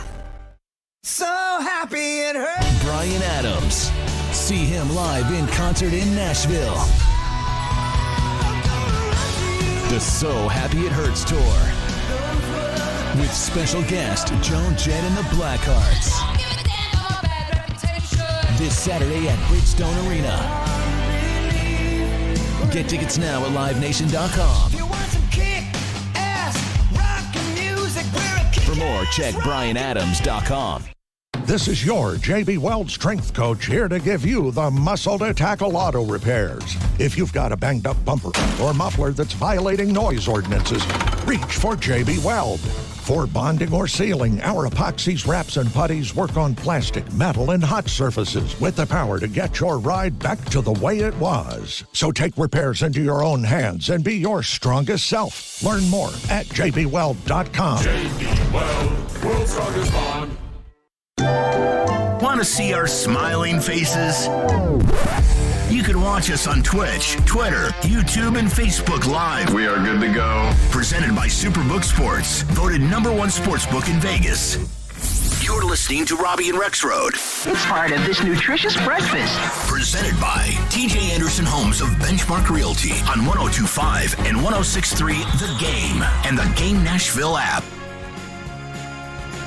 Tune in for Nashville Sounds Baseball tonight at 6:35 on 94.9 The Fan. Sounds taking on the Gwinnett Stripers, the AAA affiliate of the Atlanta Braves. Sounds Baseball on 94.9 The Fan, presented by 312 Pizza Company, Farm Bureau Health Plans, and Family Leisure. Welcome back in, Robbie and Rexroad, 102.5, 106.3 The Game. Presented by TJ Anderson Homes of Benchmark Realty, helping home buyers and sellers in Middle Tennessee for 20 years. Taking your thoughts on the Titans, 615-737-1025 is our phone number. I got a text that says, all the offensive coaching changes is getting swept under the rug. Maybe we're not really a run-heavy team. Maybe we're a high-flying, fast-paced, passing, sling-the-ball type team. We don't have any idea yet, really. What do you make of that, Joe Rexroad? It's hard for me to get to high-paced, slinging the ball over the yard with Derrick Henry on the team. Yeah, but you know what? I think that's a great point to make, and I was kind of thinking that even when Caroline was talking last segment about the run first offense. I get that people think that, and I get that Derrick Henry's on the team, but I mean, if Derrick Henry's not going to be on the team next year, which we all think, like, do we know he's getting 25 carries a game this year? I mean, they brought in, they brought in Tyjae Spears. I mean, I don't think he's getting 5. But I do think it's fair to say, hey, I mean, this is a new offense. It's a different offense, and this OC with this offense did sling it all over the place. Why? Because he had different personnel. So, like, I think they're going to run Derrick Henry plenty. And a big question there is, like, how much do you feel like volume carries, need to be a big part of it? And a lot of it is also just how good Derrick Henry is this year. How well is he running? What's the strength of the offensive line? A lot of the questions we don't know. But I do agree that, like, we don't know for sure that it's going to – I mean, I don't think they want to look like last year. He scratched out 1,500 yards, but they just, I mean, it was tough sledding, and I think a balanced offense with maybe a little less work for him and maybe a little bit of a transition to Spears, who, last week at the golf outing was sitting in with Willie and D-Mace, and we had Jonathan Hutton on, and I agree with what he says. Like, I think Spears looks like a guy who could be the next guy. I mean, the way he looks right now, and we all know about the injury and the time frame of his career and all that stuff, but there might be a little bit more of a transition to that this year too. Not saying shared work, but more involvement from him and an offense that does look quite a bit different. It could be, and like if they do add Hopkins, how much does that influence the way that Tim Kelly is going to call plays even more, right? Like if you've got another weapon, I guess how much more willing are you to throw the ball more often at that point? And, we'll have to wait and see. I guess my point is, like, as currently constructed, looking at this offense right now, it's hard for me to get to, throwing the ball a whole lot more makes a ton of sense with the way that their receiving room is currently constructed. Yeah, I mean, it's just, I mean, just want to be unpredictable and balanced. Sure. And, I still think we've talked a little bit about how Kyle Phillips didn't have a lot of run during the stuff we saw, the minicamp stuff, but still think with him, with Chig, with Burks, they have enough guys that, you can be a little bit more balanced and take a little bit off Henry's play. That's always a question with him. It's like, does he need to get into the 20s? To obviously they've been such a fourth quarter team that counts on like 8 to 10 carries for him in the fourth when they were really effective. And last year it totally flipped on them. They were a terrible second half team, and he had more success. They had more success in the first half. So it could go a lot of different ways. So what do you make of the question that I threw out there relative to their position? So I'm not saying you just line up their stats next to each other and who has the better year of terms of receptions and yardage, because I would hope that would probably be Treylon Burks. But relative to their position, who do you think has a better season coming up? Will it be Chig Okonkwo or will it be Treylon Burks? I mean, I'd go with Chig because I just think that he's a weapon, and he has a little bit of a head start on this because he really had a good rookie year, and now he's just going to be a mismatch. Burks looks really good. I just don't know.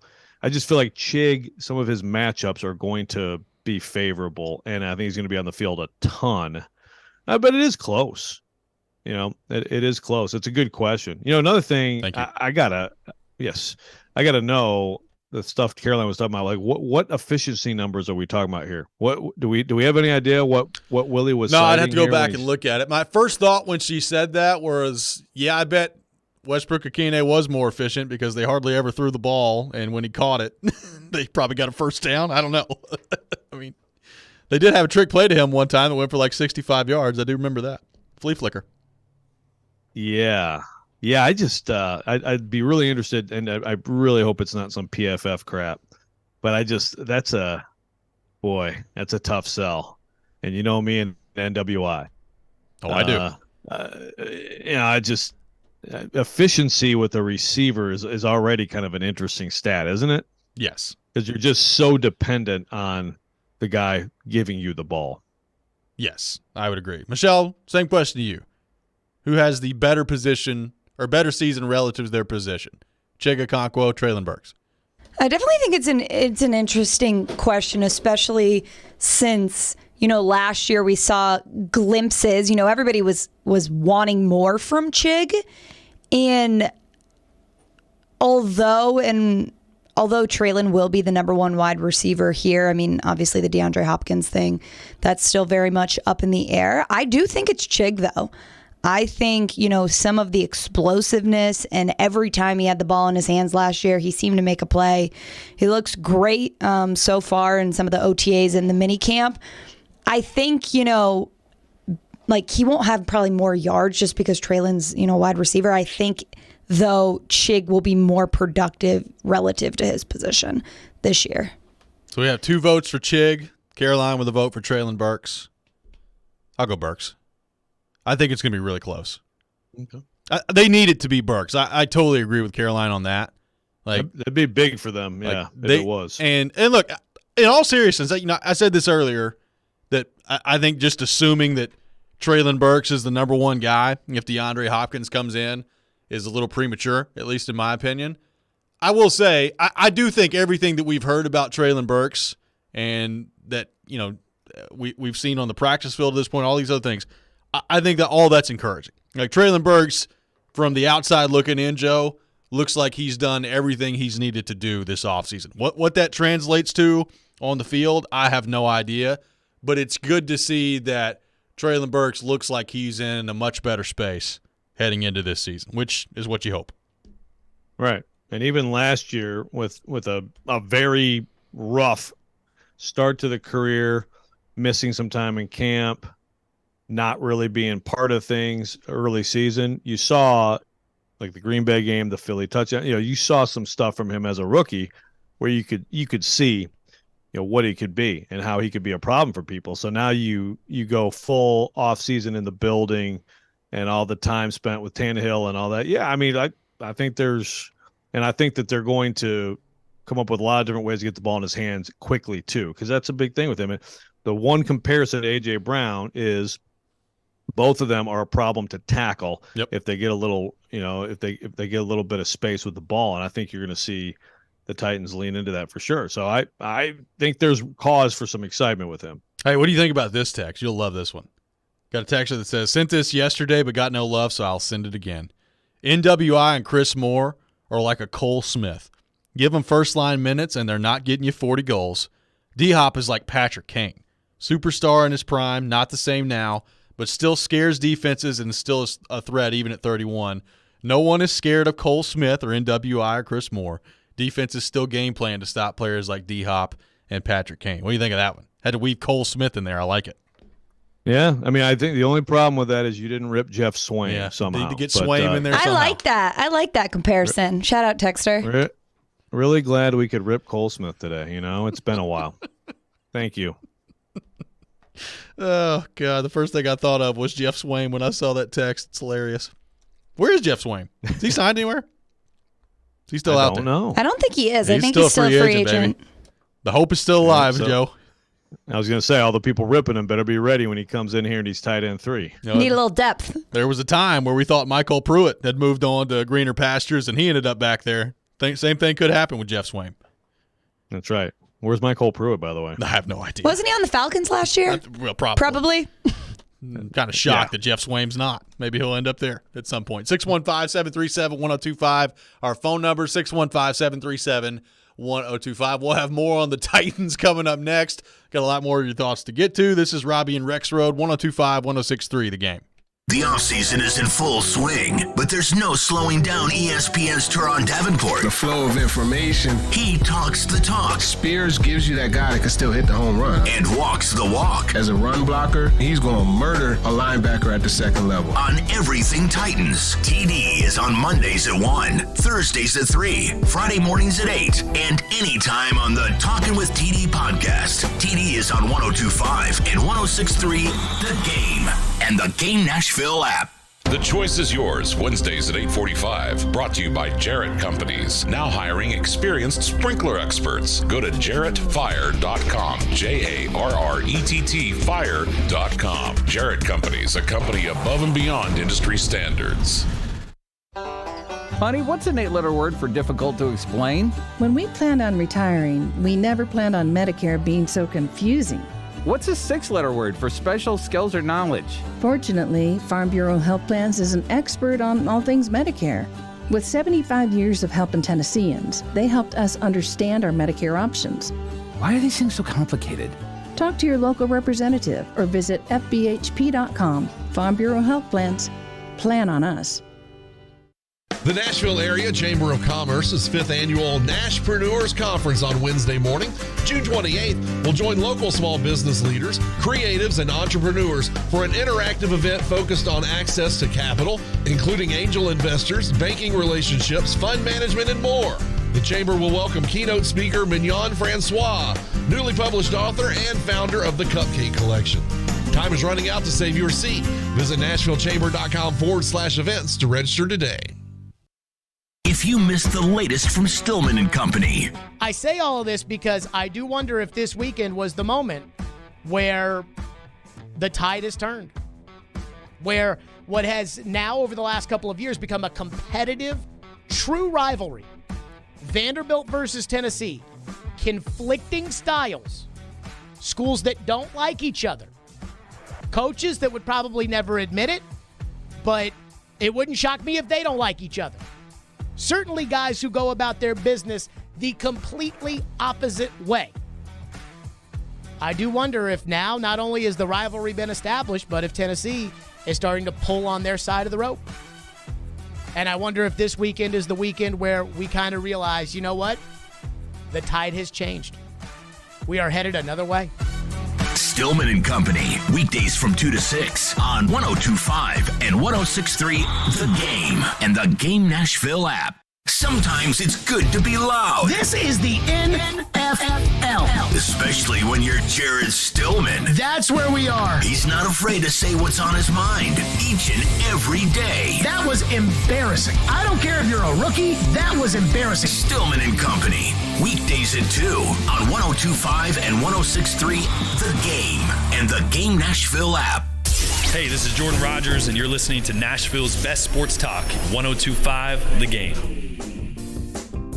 Welcome back in, Robbie and Rex Road, 102.5, 106.3 The Game. We are streaming live on Twitch, Twitter, YouTube, and Facebook. Our video streaming brought to you by Superbook, live from our 102.5 The Game studio, brought to you by Hiller Plumbing, Heating, Cooling, and Electrical. It is that time of the day. We need your best dad joke. Father's Day coming up this weekend. Your best dad joke on our text line, driven by WilsonCountyHyundai.com. Make sure you text it in. If you win, you'll be qualified to win a 4-pack of tickets to the Ally 400 coming up on June 25th at the Nashville Super Speedway. Hit us up with your best dad joke on the text line. Michelle Knezovic is the judge. Yes, I am. And the jury. And you're the one that she's the one that you have to impress. So the dad joke on the text line, 615-737-1025. We had a lot of really good submissions yesterday. We'll do this all week long. The winner will be selected on Friday. But your best dad joke, 615-737-1025. Joe, speaking of the text line, Indy Ben on the text line. Tannehill is not a sling it all over the field type quarterback. He's purely a play-action style quarterback who thrives off top threat running game. I'm in it to see if that comes to fruition, though, as I believe it would fail miserably, especially with their receiving core. Talking about the Titans becoming more of a pass-happy offense. This is from Indy Ben on the text line. Yeah, I mean, we're not talking about 55 attempts for Tannehill, but, I mean, he's had some success in his career, you know, dropping back without play action and throwing the ball around. I mean, it's not quite as it's not quite that deep, Indy Ben. It's not quite that deep. By the way, how did Blackbeard graduate high school? I don't know how. What? How did Blackbeard graduate high school? I don't know. His grades were in the high C's. Jeez. And that's a shout out to Ryan McGee on that one. Oh my God. Oh, I no idea what you all are talking about. It's a dad joke. Blackbeard the pirate. We still getting nowhere. Where? The high C's pirate. The high C's. Oh, okay. Sure. Pirate. Yeah. Okay. All right. The winner yesterday was what kind of haircut does a moon get? Eclipse. Michelle just totally stiff-armed Rex Road. I mean, had no time for that joke whatsoever.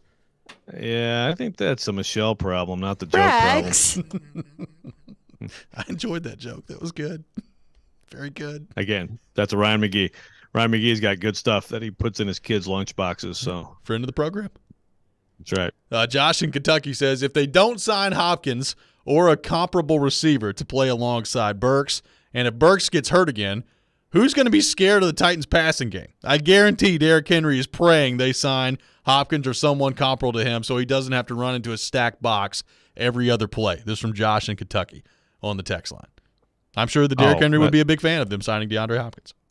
Absolutely. I'm sure he'd be a big fan of that. I'm sure on draft night he was hoping to see a receiver earlier in the 7th round, just like Tannehill. I mean, I think both those guys are sitting there on draft night seeing, the quarterback and running back, and it's like, how about some, help? We're the quarterback and running back this year. So he would feel a lot better about things, I'm sure, if they signed Hopkins. Also, I would think he probably feels pretty good watching like Burks and Chig this spring running around. What do you think about the Kyle Phillips thing? I know it's minicamp, so ultimately, I mean, we're not going to sit there in September and be talking about, Kyle Phillips, he didn't get a whole lot of run at minicamp. But what do you read into that as we sit here today in mid-June? Yeah, I don't know. It's interesting because another thing is, he was brought up at one point, and Kelly, now take everything with a grain of salt, but Kelly, kind of paired him with Mason Kinsey in his answer, and Mason Kinsey is out there. I mean, it kind of looks like those guys are competing, which I know is like, mind blowing for people who are like, why is Mason Kinsey so around? Mason Kinsey keeps working hard. He's still in there, and I just have a hard time taking too much from that limited look, and I still have to think that Kyle Phillips, if he's healthy, because like in drills and stuff, you still saw the quickness and everything that, again, last year, not only did he consistently win on matchups in camp, in practice, in drills, et cetera, he took it to the preseason games. And then he took it to being Tannehill's favorite target in the season opener.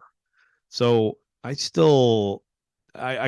going to not trust what we saw this spring and think that in camp you're going to see a bigger role for him, and eventually that, that he's going to be a part of this offense. It just to me makes sense to have his skill set in there to complement these big guys they have.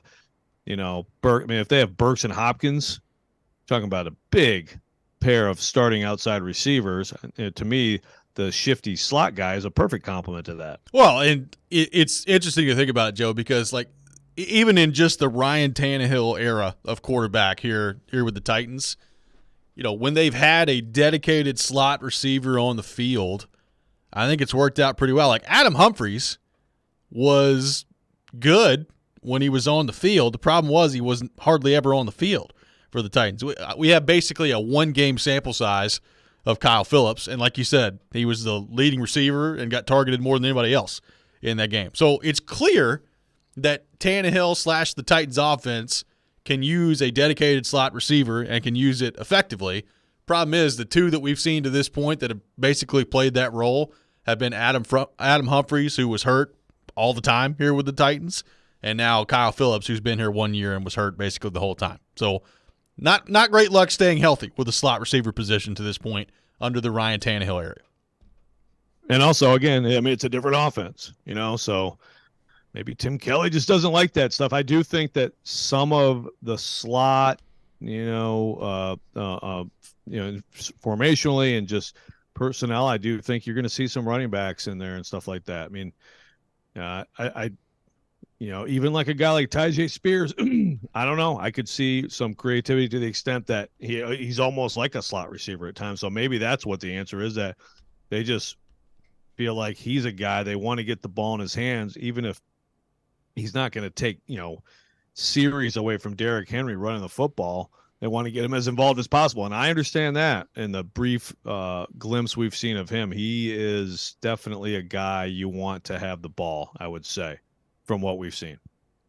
How does Colton Dowell factor into all this? I mean, obviously, he's not going to be starting for the Titans. You're hoping that he can make things interesting as a 7th-round pick. You're hoping that he makes things interesting in training camp and he can compete for a roster spot. If they don't get Hopkins, like, what is this receiving room going to look like if it's just as it is now and currently constructed? I mean, obviously, everybody wants, if you're a guy like Derrick Henry or Ryan Tannehill, you want DeAndre Hopkins coming in. If you're guys like Racey McMath and Mason Kinsey and Colton Dowell and some of the ones at the bottom of the receiving room, they're probably like, no, thanks. You can just leave him out there. We'd like a spot on this team. Right. But how do you think Dowell factors into all this? I think it may be as simple as Hopkins signed, Dowell's on the practice squad, and they would have to get him to the practice squad. But, I think they could. Or Hopkins doesn't sign, he's the last guy in the room, active on the roster. Because I actually think that Racing McMath, and some of this is Racing McMath has to do what they're hoping in special teams, but I feel like he's going to have some kind of a role in this offense either way. So you can hold me to that Racing McMath as, I don't want to say like gadget guy, but just sort of personal here and there. Protector. No, I'm saying in the offense. Oh. The guy who maybe feel like that, get him the ball and see what he can do, or obviously here and there do something vertically. Dowell, I think Dowell had some really good moments in minicamp, but I would kind of almost look at him as the active roster or not is based on if everybody gets bumped down a spot with Hopkins signing. Michelle, do we have a dad joke winner of the day? Yes, we do. Jeremy is our winner, and the dad joke was, what do you call a cow with no legs? I think I know the answer. Ground beef. And that was the answer. Joe's laughing. That's pretty good. There's a lot of good ones on here. There's a lot of good ones on the text line. Michelle found that one to be very funny and just totally had no time for Rex Rhodes' dad joke, which is maybe my favorite part of this whole show so far. Sorry, Rex. Sad. It's not that deep. Too bad. It's not that deep. 615-737-1025 is our phone number, 615-737-1025. By the way, we will continue the dad joke competition throughout the week. Father's Day coming up on Sunday. Congratulations to Jeremy, today's winner, qualified to win a 4-pack of tickets to the Ally 400 coming up on June 25th at Nashville Super Speedway. So we'll have 3 more days of that throughout the week here on Robbie and Rex Road. Coming up next, it's time for the Rex Rant. You can check it out every morning at 7:45. We will do that next. We've got Adam Vingan coming up at 8 o'clock. All that ahead. You're listening to Robbie and Rex Road, 102.5, 106.3 The Game. 102.5 and 106.3 The Game has an all-star lineup Monday through Friday. Batting first at 6 a.m., it's Robbie and Rex Road. Yeah, you take that. You take that. Take 80% of that. Followed by Chase and Michelle at 9. Couldn't hit the broadside of a barn. I need my caffeine so much. Then it's Caroline, Willie, and D-Mace at 11. Yep, green light, let's go. You've got a lot of options. He say, she say. And bringing it home at 2, Jared Stillman for Stillman and Company. That guy will be a good coach. We are Nashville's best sports talk. 102.5 and 106.3 The Game. Start your savings journey now. A strong savings strategy creates financial stability, leading to more opportunity for you and the people who count on you. At F&M Bank, their savings accounts help you save easily, plan for expenses, and prepare for whatever comes your way. Life is complicated. Banking shouldn't be. So go see them at one of their 20 locations across Middle Tennessee and Southern Kentucky, or go online at myfmbank.com. F&M Bank, banking made easy on purpose. Member FDIC. It's time to tee it up at Edwin Watts Golf Shops for the hottest gifts for dads and grads. Featuring the Callaway Paradigm Drivers. The Callaway Paradigm Drivers feature a 360 carbon chassis for better distance and forgiveness. And from Bushnell, the new Tour V6 Series laser rangefinders provide you the most accurate distances in golf. And for the hard to shop for dad or grad, purchase a gift card for any amount. Edwin Watts Golf Shops, home of the 90-day satisfaction guarantee, and shop us online at edwinwattsgolfshops.com. Do you take pride in your work? Do you want to help build Nashville? You need to join Ironworkers Local 492. They build Nashville, working on everything from steel erection on buildings and bridges, plant maintenance, concrete, reinforcing, conveyor work, sheeting, welding, rigging, fence erecting, curtain wall, window wall, and a variety of other specialty work. They provide the best skilled iron workers for contractors and projects in Nashville. You want to build Nashville? You want to be proud of doing it?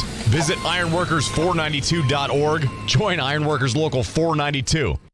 Here at Total Wine & More, our amazing selection means you'll always love what you find. Dad, what are you doing here? Just getting a sneak peek at my Father's Day gifts. Well, I was thinking of getting you this Barrel Select bourbon. That's a really nice bottle. And Total Wine has it at the totally lowest price. Wow.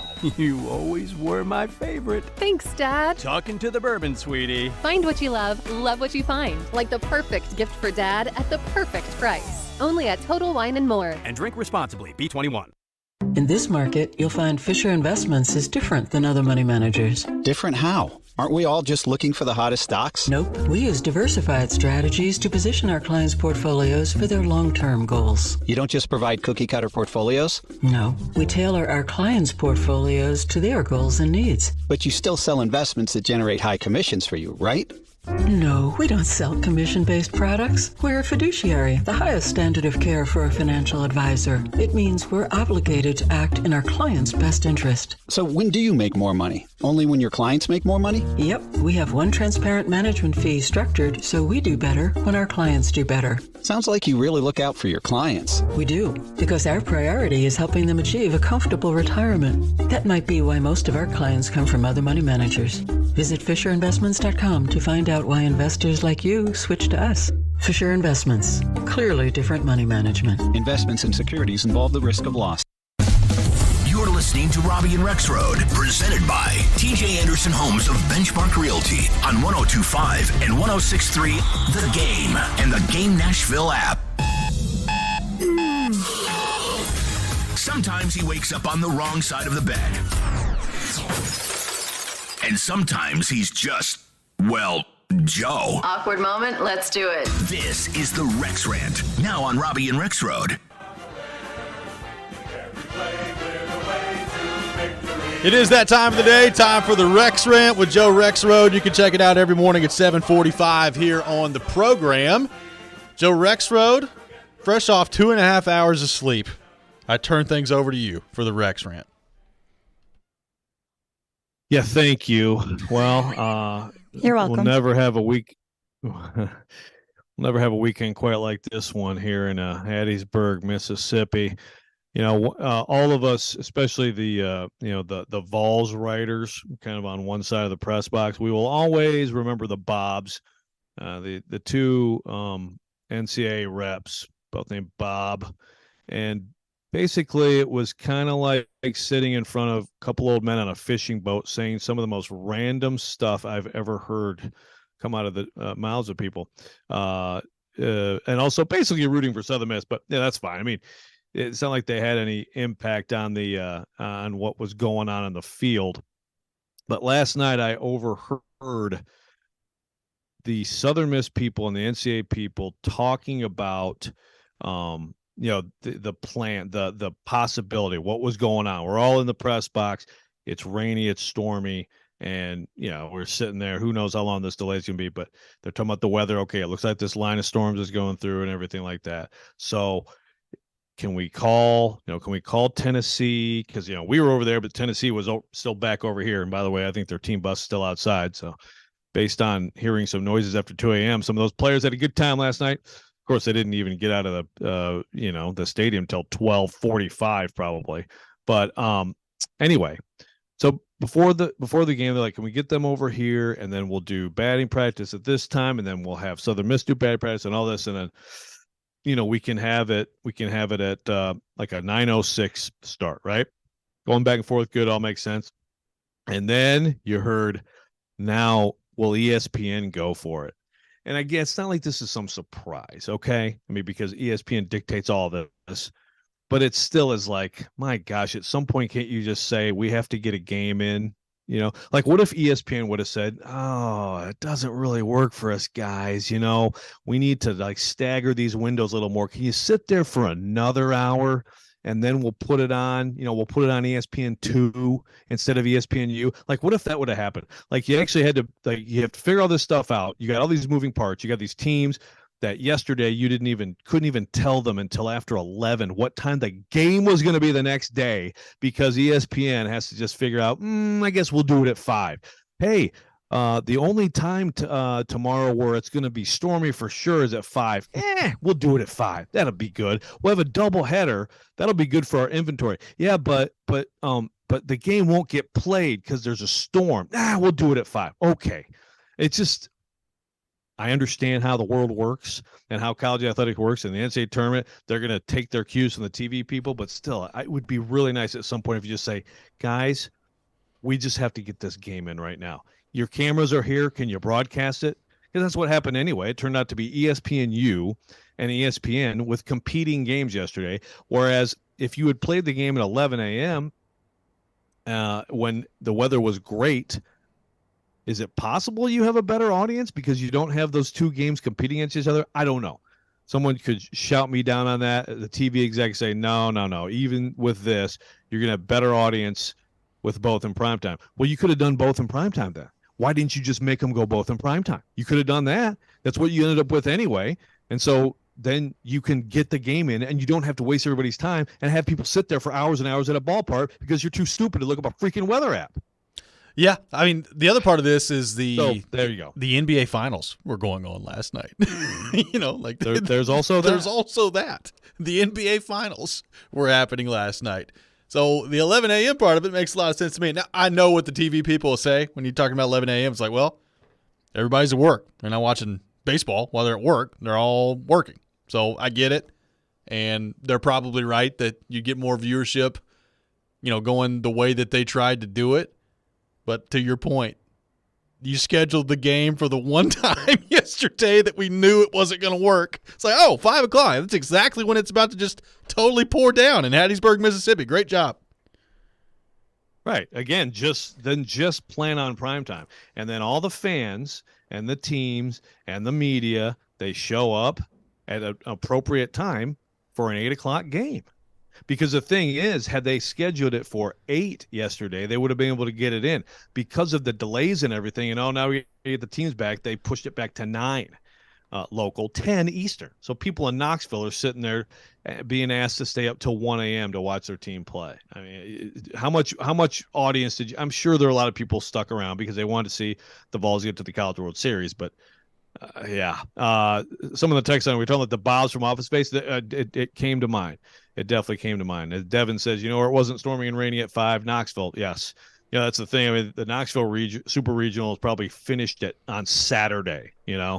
Like on Saturday, this is done, and I'm just trying to think of how different the last few days would have been for some people. Well, there's that.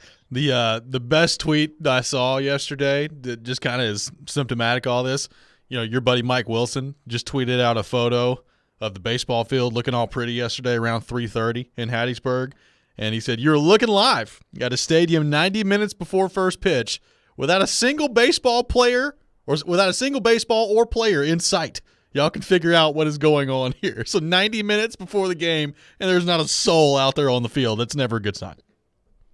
Right. Yeah, I mean, I guess actually that was at least the teams got a little bit of a heads up, like, yeah, don't even come, man. Now we were there, because officially, like the people at the bar, like, yeah, right now it's still start time of 5. Okay, well, I guess I'll go over there. I guess I probably should have just sat here and waited on that team bus and followed it over whenever they went over. But it's just, like if you can't weave in some common sense and some like, look, I understand that you'd like this, but it's not going to happen here at that time. Can we do something else? If you can't have any back and forth and you're just like, ooh, I hope ESPN's okay with it. What are we doing?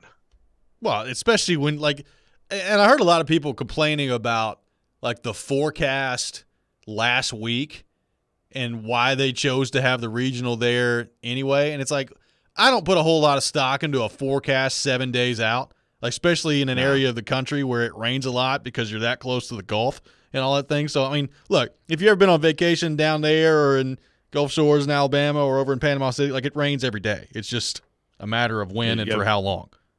Half-hour thunderstorm usually, and then you get done with it. And then you move on. So I don't have a lot of problem with that. But I will say, Joe, when you're less than 24 hours away, you can kind of look at the forecast and have a pretty good idea of when it's going to rain the next day. Right. I mean, it was basically like 14 hours. It's like, and again, it was like all early is good, late's fine. This window, avoid. Hey, let's put the game in that exact window. Okay. Well, I do wonder, for people in our area here in Middle Tennessee, who maybe even are Vols fans, but the game didn't start till 9 o'clock last night. Did you stay up for it? Did you watch the whole thing? I mean, that's a late night to have to sit there and watch the whole thing. And Joe, as you know, you worked the late night last night and they did the morning show starting at 6 o'clock this morning. Good times. Yeah, I would think some people probably went to bed on that Zane Denton homer, and you were probably wise to do so if you did. I can tell you that's when I went to bed. There you go. I said, you know what? I think that's probably it. You get great stuff by the NCAA. I mean, the good news is, Joe, they're going to Omaha. Rains a little bit less in Omaha than it does down there in Mississippi. So hopefully the weather's good come Omaha, and then we can have a good time. There are no weather delays. But people are starting to blame you. You know, you were in the Vanderbilt press box when that weather delay took place, and then now this week have been down in Hattiesburg. So maybe it's you. Saw some of that floating around on Twitter from Wes Rucker. I did see that from Wes. So, I mean, at least Wes got away from tweeting angry stuff at the NCAA. So that's fine. Wes not being there this weekend did not slow down Wes's tweeting. I will tell you that. No, there is that. He was on fire. I hope whoever was sitting in his press box seat really enjoyed it down there this weekend in Hattiesburg. Ben McKee. I think Ben did have a good time. There you go. Joe, did you see Favre while you were down there? Any sighting of Brett Favre? No, and I was a little disappointed that I didn't even hear like some like commercial with him. You know what I mean? Like, hey, it's Brett Favre for, Wrangler, whatever, weed eater. Yeah, I didn't. I was kind of disappointed. I think I would imagine that before recent events, he'd probably be all over this place. You would think so. 615-737-1025 is our phone number. This has been the Rex Rant. You can check it out every morning at 7:45 here on the program. Coming up next, we'll be joined by Adam Venkin. We'll get his thoughts on the Nashville Predators, some trades that could be available and out there for the Predators, and a former Predators head coach looks like he's getting ready to be hired by the New York Rangers. We'll get his thoughts on all that coming up next. This is Robbie and Rex Road, 102.5, 106.3, The Game. All the big plays. And we are done. Vandy 24-21. All the big stories. I'm sure Vandy will be a much better team if Clark Lee is the coach. All in one place. We are Nashville's best sports talk. 102.5 and 106.3. What a stop by UC Sarah. Then he wouldn't end up on my team. Driving his way to victory lane. I think that's the right strategy. The Game and the Game Nashville app. ElectronicExpress.com. We make it happen. Hear that? That's Jeff Anderson.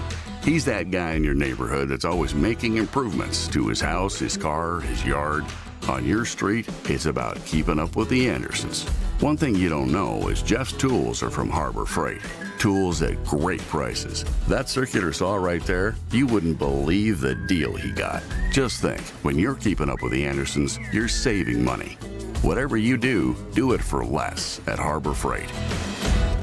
Everyone is loving what Genesis Diamonds is doing right now with the lowest interest rates on the planet. Right now, get 0% interest for 5 years on any purchase. A handcrafted Tacori, A-Joppi, or Veragio ring with a GIA certified diamond for only $100 a month. Wedding bands, color bands, fashion necklaces, just $40 a month. Pick any item, pay $0 down, and spread your payments over 5 years. Even the sales tax. Don't miss this amazing offer. All natural and lab-grown diamonds included. Now through July 1st only at Genesis Diamonds, Green Hills and Cool Springs. On approved credit, see store for details.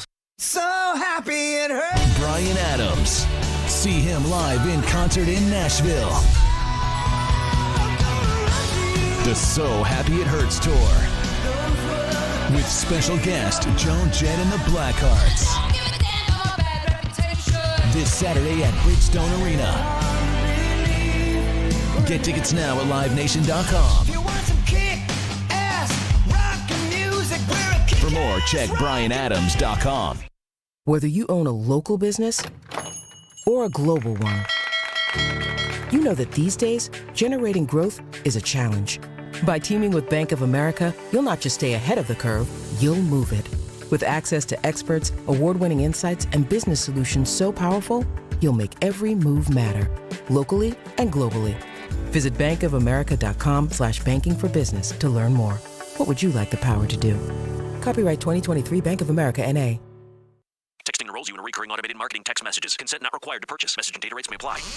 Leaving for the gym so early? I'm ready to go. Since you started taking Nugenix Total T, you've been acting like when we met in our 20s. I feel like myself again. Lower testosterone after turning 40 slowed me down. Nugenix Total T has been a game changer for me. What is it about Nugenix Total T that's different? Well, it's a patented key ingredient called Testofen. It boosts free and total testosterone to help you get back the drive and energy from your youth. It's backed by 5 clinical studies. I've seen the huge difference it's made for you in the gym, at work, and in the bedroom. I'm so glad I sent them a text for my complimentary bottle. Text HUNK to 321321 right now for your complimentary bottle of Nugenix Total T. Nugenix is the #1 selling testosterone-boosting brand at GNC and Walmart. Do it now, and we'll also send you a bottle of Nugenix Thermo X, our newest, most powerful fat burner ever. Absolutely free. Text HUNK to 321321. That's HUNK to 321321.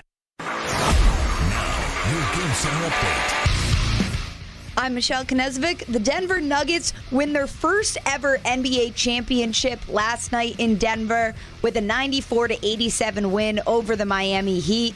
And the Tennessee Volunteers are heading back to Omaha after they shut out Southern Miss last night 5-0.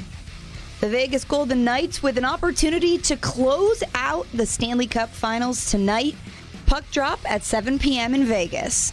Diana Rossini reported that DeAndre Hopkins left the Titans facility late yesterday afternoon, and the meeting went well, but no deal was struck. Hopkins is scheduled to visit with the Patriots at some point this week. This report is presented by the law offices of Amanda J. Gentry. I'm Michelle Knezovic for 102.5, 106.3 The Game. For more, follow us on Twitter at 1025 The Game or visit thegamenashville.com. Live from the Hiller Plumbing, Heating, Cooling, and Electrical Studios.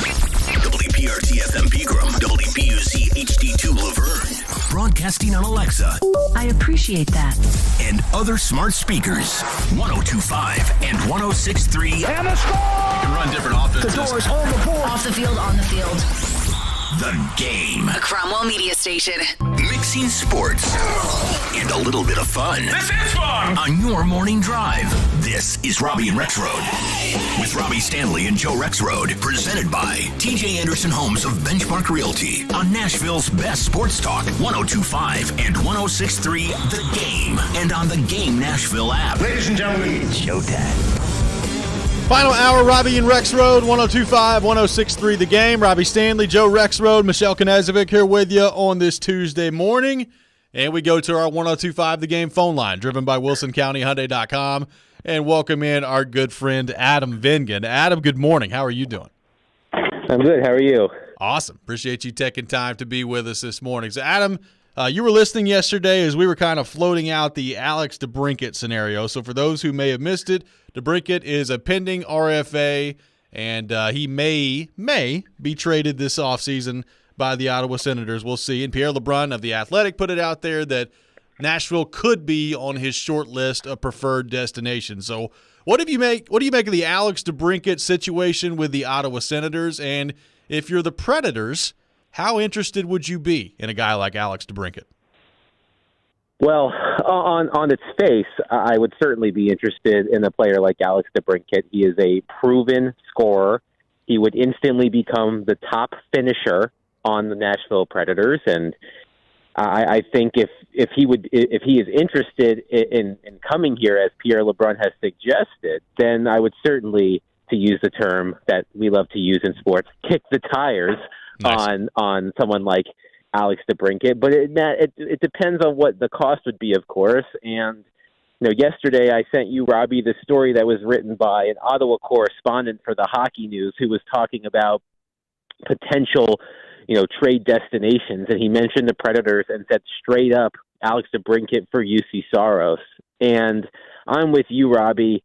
If you're going to make a trade involving UC Saros, especially if it's a one-for-one trade, I would either want a center or a higher-end winger. And that's no disrespect to Alex DeBrincat, who is a very, very good player. But I would want someone like William Nylander, one-for-one for UC Saros over someone like Alex DeBrincat. I just think that William Nylander is a cut above Alex DeBrincat, as he is most players at his position in the NHL. So, I am firmly on the trade UC Saros train. Our friend Mark Lazarus made a really interesting point yesterday that I heard on the podcast, where he compared the goalie position to the running back position, and that it's starting to become less and less of a wise investment to put a lot of money into goaltending position, just as it's been in the running back position lately, because it's so random. I said this with Caroline last week when we were filling in for Jared. you don't need an elite goaltender to win the Stanley Cup. You just need a goaltender to play at an elite level for 2 months, which is something that Adin Hill is doing right now for the Vegas Golden Knights, as they are 1 win away from winning the Stanley Cup. So to me, I would not be re-signing UC Saros to another contract after this one. So I think you should trade him while his value is at its highest. Boy, that's an interesting comparison, but my gosh, you're talking about a position in the NFL that has actually seen deflation over years and is like very devalued versus what's still like a critically important. I mean, I understand like you just need someone playing well, but aren't you way more likely to get that from someone who's consistently good? Like, are we a little bit prisoner of the moment on this right now? I mean, do we not give, as great as Tampa Bay was top to bottom, do we not give Vasilevsky a good chunk of the credit for that too? I feel like there's some overreaction on this here. I mean, I think you're right, Joe. I mean, I admit that. I think there is some of that. And Vasilevsky was a key member of the Tampa Bay Lightning in winning 2 consecutive championships. But I think when you look at recent history and look at the starting goaltenders for teams that have won the Stanley Cup, outside of Vasilevsky, none of them really jump off the page. Let's assume Adin Hill finishes the job for the Vegas Golden Knights. Darcy Kemper last season, Jordan Binnington in 2019, Braden Holtby in 2018. Those goalies played out of their minds in the playoffs, and they were good goalies. But Braden Holtby's out of the league. Jordan Binnington is a shell of himself. Darcy Kemper is fine, but he didn't help the Capitals make the playoffs this year. So perhaps there is some sort of prisoner of the moment there for sure. But the other argument, as it relates specifically to the Predators, is that the Predators are not going to be competitive over the final 2 years of UC Saros' contract. And I made this point with Caroline last week. When I say competitive, I mean win the Stanley Cup, because making the playoffs to me is not being competitive, because half the teams in the league make the playoffs. So for me, I just think that if you're not going to be competitive and UC Saros is actually going to be a hindrance to you actually maybe getting a little bit worse and getting a premium draft pick, I think it makes total sense to trade him right now. So, yeah, I mean, I think I get your point, Joe. I think it's valid. But to me, I think that the goalie position, is obviously important. But I think it's being, as you said, devalued a little bit. Just based on recent history. So forget the DeBrincat situation for just a second. I mean, and because DeBrincat is not the first time that we've talked about a UC Saros trade. We all know that at some point a decision is coming for the Predators, whether that's going to be they're going with Askarov or they're going with Saros. So as we sit here today, this summer, with UC Saros having a couple years left on his deal, what's the value? How much? What is the I guess the comp or the value of UC Saros that you think the Predators could get back realistically right now? Yeah, that's a good question. Just because there are no recent goalie trades, I think that can serve as a comparison to what to what UC Saros could get in a trade. It's funny because maybe the closest thing is something like the haul that the Predators got for Tanner Jeannot. 5-6 assets, which is insane now that you think about it, even in hindsight. But, to me, if I'm trading UC Saros, I have enough futures. Like, I have enough draft picks from all the trades I made at the deadline. Not saying that I wouldn't want draft picks as part of the package, but to me, I want bodies. And we use the Los Angeles Kings as an example because there were reports that the Predators talked to the Kings near the deadline about a UC Saros trade. To me, I'm looking at their players in their young 20s who have NHL experience, who can immediately enter my lineup tomorrow. And I'm thinking of someone like Quentin Byfield or Brant Clark, young 19, 20, 21, 22-year-old players who have NHL experience, who are just scratching the surface of their potential, who I can put in my top 4 on defense or my top 6 at forward and can play tomorrow. Like, I'm not looking for, prospects that are a few years away or draft picks. I mean, that can be part of it. But to me, it starts with at least 1, if not 2, young NHL-ready players. So when I'm looking at potential places for UC Saros to go, if I'm making that hypothetical trade, those are the types of players on other teams that I'm looking at. I mean, I'm still on this Lazarus comment you mentioned, Ving. If what he's saying is reflected in the GM community, do you think it's possible that Barry Trotz is out there and is getting really depressing potential returns back for Saros at this point? I mean, I'm not sure. I mean, the thing that helps is the fact that UC Saros is under contract for 2 more years at $5 million. When I last checked, there are going to be 12 goalies in the league who have a higher cap hit next season than UC Saros, who was a Vezina Trophy finalist last season and should have been a Vezina Trophy finalist this season. He's one of the, I would say, top 3 goalies, definitely top 5, maybe top 3 goalies in the NHL in the past 2 or 3 years, and he's under cost control at a price that is not prohibitive to doing other things. So if UC Saros had a $7 million cap hit or $7.5 million cap hit, I would maybe be more inclined to agree with you. But at $5 million, I mean, it's a steal. UC Saros has, I think, one of the best contracts in the league right now, considering how well he's played, especially at his position. So, maybe there's some of that. I can't speak to that. But I think that the fact that UC Saros is cheap for his production, I think should boost his value. Adam, last thing for you here. It looks like Peter Laviolette is about to be named head coach of the New York Rangers. Elliot Friedman putting it out there yesterday that signs are pointing that direction, and we've thought about, is it going to be Peter Laviolette? Is it going to be John Hines? Is he going to sneak in there? What do you make of Peter Laviolette landing the Rangers job, if in fact that's what ends up happening here, as it looks like it's about to?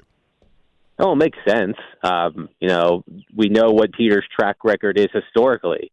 When he gets to a team, they tend to perform really well off the jump, and things kind of go south after that. But it didn't happen in Washington. He did not he did make the playoffs in Washington, but he did not win a playoff series in Washington. But he did have a very injured team, especially this past season.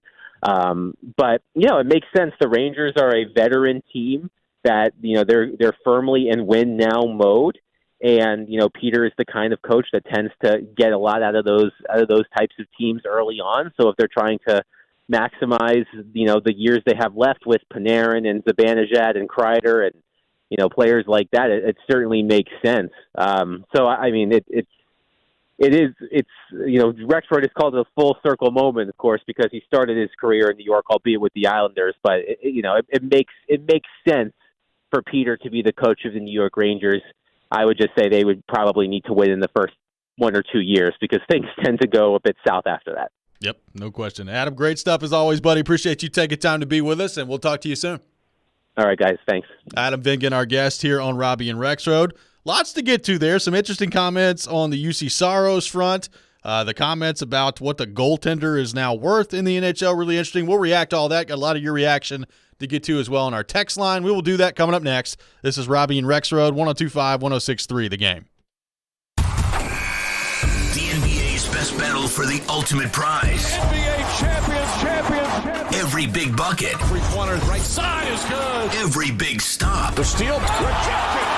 We are your home for the NBA Finals. Presented by Superbook Sports. Hear every game on 102.5 and 106.3 The Game and the Game Nashville app. Father's Day is here. Save big on last-minute gifts for Dad at Electronic Express. Don't miss a TCL 55-inch 4K TV for just $269 or an LG laundry pair for only $549 each. Get gifts for Dad with huge savings in every department. Computers, appliances, 4K TVs, smart home, furniture and mattresses, and more. Get a SkyTech gaming computer for $899 or a Traeger Pro Series grill for only $499. Get up to 3 years free financing throughout the entire store. Electronic Express. We make it happen.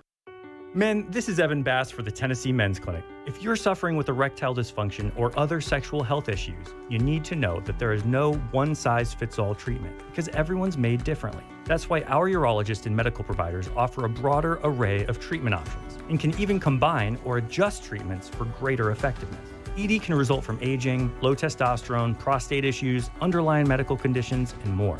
And understanding why you have ED is the first step in treating the condition. That's why you need to know your numbers and understand what other factors might be contributing, and then work with an expert to treat it. And that's where we shine. At the Tennessee Men's Clinic, we have protocols that are effective in nearly 90% of cases, which means we'll likely find the right treatment for you and you can get your sex life back. So call us. Your first appointment includes blood work and a medical consult. Call 615-208-9090 or go to TennesseeMen'sClinic.com. We have 2 offices to serve you, Midtown and Franklin. Visit our website to learn more, including side effects. Treatments extra, results vary. Tuning into the baseball game, monitoring the incoming storm, catching your favorite talk show. These are just a few of the reasons more than 80 million Americans depend on AM radio each month. And did you know AM radio is the backbone of the emergency alert system, keeping us safe in dangerous times? It's reliable, free, and public safety depends on it. Text AM to 52886 and tell Congress we need AM radio in cars. This message furnished by the National Association of Broadcasters. Anyone want to tell me what happened? Did you miss any of today's show? It's okay. It's fine. Don't worry. Subscribe to the Robbie and Rex Road podcast on Apple, Spotify, and other podcast platforms, or by going to theGameNashville.com. All right, I'll give it a shot. Good morning. You're locked into Robbie and Rex Road, presented by TJ Anderson Homes of Benchmark Realty. I have the radio on. I'm listening to 102.5 and 106.3 The Game and the Game Nashville app. The Nashville Sounds are having a block party on Junior Gillum Way from 3 to 5 in honor of 615 Week this Saturday. There will be live music, inflatables, balloon artists, food trucks, hair braiding, and more. It's a free event before the Sounds game coming up this Saturday, so make sure you check that out. Welcome back in, Robbie and Rex Road, 102.5, 106.3 The Game. Streaming live on Twitch, Twitter, YouTube, and Facebook. Our video streaming brought to you by Superbook, live from our 102.5 The Game studio. Brought to you by Hiller Plumbing, Heating, Cooling, and Electrical. Taking your thoughts, 615-737-1025. Thanks to Adam Vengen for being with us in the last segment. Joe, what do you make of what Adam had to say there, referencing Mark Lazarus about the goaltending position and the value maybe decreasing around the NHL? Do you buy that? Is that an overreaction? What do you think about where the goaltending positions currently stands and how that it should influence what the Predators do with UC Saros? Well, I want to hear it. I want to hear the full conversation because it's my initial reaction is whoa. I mean, running back is the least valued position in the NFL by far. So I mean, so right away, I mean, it's a flawed comparison, but it's still interesting to think about just as Vingan laid out there. Recent times you're seeing fine, decent goalies winning cups with teams that are really excellent elsewhere other than Tampa Bay. So I still feel like a team, like Edmonton, and trust me, I'm not suggesting they would get either their top 2 guys or they would be anything but laughed at, but I'm just saying a team like Edmonton, how would you not, and they've had defense issues too, but how would you not, if you're that team or that fan base, think, gosh, just a goalie like Saros, and what would we be, Yeah. It seems to me like that would be the answer to your problems and to a run. So it's interesting though. I mean, if that's how it is increasingly viewed around the league, are the Preds gonna not get the kind of return you would hope from UC Saros? Because I've always believed, kind of in the last year or so, whatever, thinking about this, talking about this, that they were going to get a haul for Saros, and even with a Skarov, depending on when it was, not as much of one, but still, he's a very enticing prospect. But like the cost control, the contract, the 2 years left on the term, it seems like right now you'd be able to do something significant. But talk like that makes me wonder a little bit. Well, I don't think there's any question that his value is probably higher right now than it will ever be again. And that's not, I'm not saying that UC Saros's play is about to fall off a crater or anything like that, but it's just the contract part of it, right? He's got 2 years left on his deal at $5 million per year. We know that when his deal comes up, he's going to end up making somewhere in the $9 million range. I'd be shocked if it's any lower than that. So we know that the payday for UC Saros is coming here in a couple of years, so that's why I think his value is the highest right now. I mean, apparently the offer from L.A., according to the fourth period, was multiple first-round picks and prospects. So it's pretty good. It's a pretty good offer by L.A. over the past year. Now, what that ends up being as they move forward here, we'll see. But it is interesting to look at it because you can look at it a couple different ways. And look, I've gotten into this argument with a lot of people. There's a couple different viewpoints on this, and I think you can make compelling arguments on both sides. There are some that believe UC Saros, it's worth making the investment because he gives you the best chance to win. And if you need elite goaltending, he's your answer, and he can get hot in the playoffs, and he can carry you to a Stanley Cup. And maybe he can. We'll see if that ends up happening throughout the course of his career. The other argument is look at teams who have finished the job really over the last, 7, 8, 9 years. Let's just start with Pittsburgh, okay? Look at or we can even go back to 2015 when the Blackhawks won. Corey Crawford, he's a good goalie. He was not an elite goalie. He's a good goalie. In 16, 17, the Pittsburgh Penguins won. Yes, they had Marc-Andre Fleury on their roster. Yes, he played in a couple of big playoff games throughout both of those runs. But Matt Murray was the goaltender when they won the Stanley Cup both of those years. In 18, Braden Holtby won the Stanley Cup. He was not even their starter heading into the playoffs.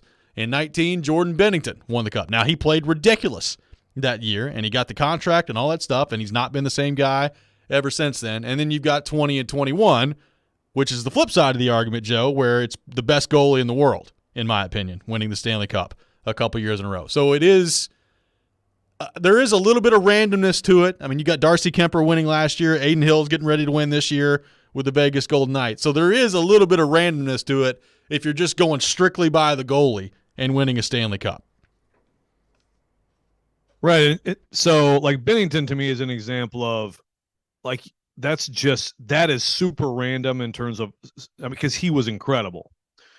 Right. So, yeah. Like last year, I didn't think Kemper was incredible. I think that's two different things. There's the goalie who we're talking about, goalies who aren't consistently great, aren't like Vezina goalies, but who win cups. Like Kemper to me is an example of, because you didn't need to have elite goaltending to win it with that team. And Bennington is an example of you did, and you just happened to get it from him. You know what I mean? Now, I don't know if there's a huge difference in what we're talking about with Saros, but you to me, you can't count on a Bennington situation happening. You can build a team that isn't as dependent on the goalie, and you're so strong elsewhere that like I still feel like you just have much better odds of getting the goaltending you want at the most important time of the year with someone who's consistently good. So, but it is interesting for sure. I mean, there's a lot of examples there of how it has been devalued at least to some extent. And then you have texts like unnamed texter who says, trade UC, blasphemy. You don't begin building a team of young, driven talent, take away their anchor, a known, proven force. The Preds are going to shock the NHL world next season to be way more competitive than the experts are predicting. But here's my question back to that text. Okay, so they're going to shock the NHL world, be way more competitive. So you think they're going to be in the playoffs? You think they're going to shock them to the point of being contenders? Because again, the whole thing here is it's time to get out of being in the middle and just being good enough to get in the playoffs. Is it not? Yes, and guys, you also have to score goals. Like, I'm not saying, look, there's plenty of reasons to be excited about the young guys, right? Evangelista, Parsonen, we've gone through the list of young guys, and I think the Predators are in a good spot with their young forwards, and those guys are going to grow. They could not score at the end of last year. Like, UC Saros was single-handedly keeping them in games and winning games. And look, credit to him. That's part of why we're having this discussion, because he is obviously an elite goaltender and is one of the best in the world. But you also have to be able to score along with it. So it's just a really interesting spot that they're in, because I agree with Adam. I don't see any way that the Predators are competing for a Stanley Cup before Saros' contract runs out. Now, that doesn't mean that you can't after that, and that doesn't mean that if you commit to Saros long term, that's the wrong move. That's not what I'm saying. Now, if I had to pick right now, I'm probably leaning more in the trade Saros, because I think you get a big haul for him, and I don't love the idea of paying a goaltender that much money. That's just me. There are people that I know that vehemently disagree with that, and that's fine. But regardless of how you feel about it, you'll be hard-pressed to talk me into the Predators becoming a Stanley Cup contender in the next 2 years before his contract expires. I don't see that right now. Yeah, and then so if it's Saros is what you're going with, how much does like an $8 million Saros deal hurt you in terms of building the team you want? And also, if other people feel this way, are you again? It's like, are you gonna not get this haul that you were hoping for? If you don't get the haul you're hoping for, it's really interesting. I mean, just the market, the actual market for him would be fascinating to know right now, because you do start to wonder if maybe it's a little bit depressed from what I've kind of assumed. Keith on the text line says, you can win with Trent Dilfer, but you'll take the elite quarterback every time. I agree. I just don't know that the goalie and the elite quarterback is the right comparison. We've talked about that a lot. I don't think that's a good comparison, because I mean think about it. Yes, you can win with Trent Dilfer, and you can win with Nick Foles, as we've seen, and you can win with Brad Johnson, but you win a whole lot with Tom Brady, and you win a whole lot with Patrick Mahomes, and you win with Aaron Rodgers, and you win with Peyton Manning, and you win with guys like that. I mean, think about the Cup winners since 2015. Corey Crawford's good. He's not elite. Matt Murray, he's not even really in the league anymore. He was good during that run for Pittsburgh. Braden Holtby, he was a backup goaltender heading into the playoffs that year and then took over the starting job and played well. Jordan Binnington is probably not a starting quality goaltender anymore. There's Andrei Vasilevsky, who's the best goalie in the world. There's Darcy Kemper, who I would say is probably the definition of average in this league. And Aiden Hill was a third-string goalie this year for Vegas, and he's getting ready to win a Stanley Cup. It's just not the same comparison as the quarterback. Yeah, someone asked him about Oscaro's contract. That's the thing. His first real contract, I would imagine, would probably be somewhere in the neighborhood of what Saros is getting now, right? Maybe it'd be more than that if he really burst onto the scene. Talking about his first actual NHL deal? Yeah, well, the first, when I say real deal, I'm saying the first after he's in the league. I mean, I assume that's what this question is, right? Yeah. Well, he's not. He's not going to be making $9 or $9.5 million. Right. So you're going to be in better. You're going to be in better shape, and he's obviously younger too. Well, and if you make the transition, is he good? Right. That's the question. Like, how good's he going to be? But if you make the transition from Saros to Askarov, there's going to be a window there where he's playing on basically nothing. He's going to be on his entry-level deal. So that's when you strike and you make your other moves to build the team around the goalie at that point. And that's where the rookie QB comparison is pretty good, with NFL teams that have a really good QB on a rookie deal. 615-737-1025 is our phone number. We'll get to more of your thoughts on this coming up next. Also get back into the Vols and their big win last night to punch their ticket to the College World Series. All that coming up. This is Robbie and Rex Road, 102.5-106.3, The Game. The NHL Awards and NHL Draft are coming soon to the Music City. Join us live June 26th through 29th at Bridgestone Arena, as we'll have you covered from the red carpet and the draft floor as the stars of tomorrow join the quest for Lord Stanley's Cup. We are your home for Smashville. 102.5 and 106.3 The Game and the Game Nashville app. Hey, Ray Jeter here with Harness. Are you an experienced superintendent, project manager, foreman, or estimator? Do you possess a unique perspective that sees problems as valuable opportunities? We are an excavations and site utilities contractor. We are actively seeking skilled superintendents, project managers, foremen, and estimators who embrace challenges with a positive mindset. If you embody this mindset, apply today at selectharness.com. Harness LLC. Build people, move dirt. Many jobs, sports, recreational activities, getting older, or having arthritis in your knees increases your chances of having knee problems. Whether you're an active senior or a high school athlete with knee problems or injuries, the world-class doctors at Houston Clinic Orthopedics can treat your knee pain or injuries. Houston Clinic Orthopedics is conveniently located where you work and live. Visit their website at tn.houston.com and book your appointment online. When experience matters, trust Houston Clinic Orthopedics. What's up? It's a Target Trend Alert. New swim has just arrived and it's sunny weather approved. If you're into bikinis or one pieces, high waists or cutouts, they're the perfect combo of trendy, flattering, and affordable. That's right. And there are so many cool styles with gorgeous details. These suits have macrame, crochet, wood beads, pretty shells, and more. Totally a luxe for less vibe. Yeah, so dive in and shop this Target trend without the spend. Broken bricks, falling fences, damaged doors, Gorilla Glue. Of course. It's incredibly strong and 100% waterproof and bonds, well, virtually everything. While you're at it, look for Gorilla Tape, a heavy-duty double-thick duct tape, and Gorilla Super Glue, great for all your quick fixes and repairs. There's also Gorilla Epoxy, Gorilla Wood Glue, Gorilla Construction Adhesive, of course. You get it. If you can break it, Gorilla can fix it. For the toughest jobs on planet Earth. The sports talk doesn't end on Friday. Join Michelle Knezovic and Junie Riddle for Michelle and Junie. As long as he wants to coach there, he will be able to coach there. I think that really did save the hope of this team. Michelle and Junie, presented by Superbook Sports, every Saturday morning at 9 on 102.5 and 106.3 The Game and the Game Nashville app.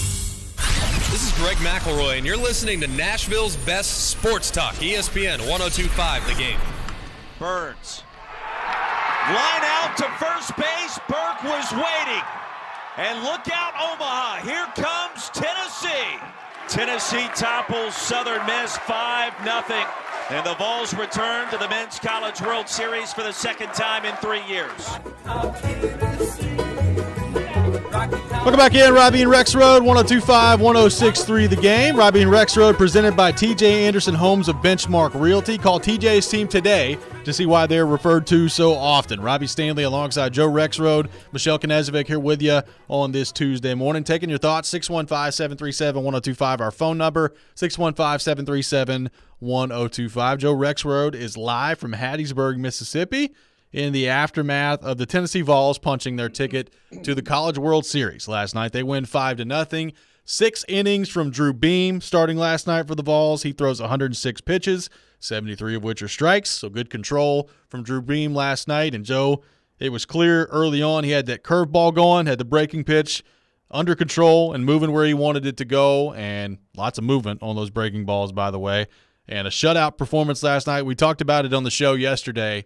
On paper, heading into the game, Tennessee had the matchup advantage based on the pitching that they still had available, and it played out that way last night. A shutout performance. Drew Beam slams the door through 6 innings. Chase Burns comes in and pitches really well once again, and Tennessee escapes Southern Miss with a 5-0 win, and they punch their ticket to the College World Series for the second time in the past 3 seasons.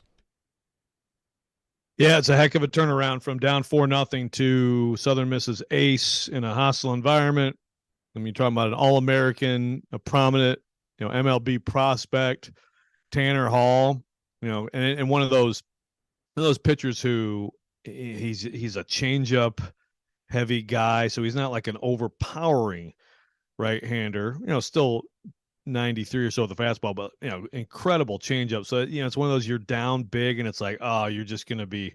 I thought they were toast, Sunday afternoon, and they come back and have the huge 6-run inning, and basically they score 13 straight runs to flip this series around. So 2 straight weekends, it looks like they're done, and they come up with some dramatics to completely change it around. I guess you could kind of apply that to their season 2 months ago.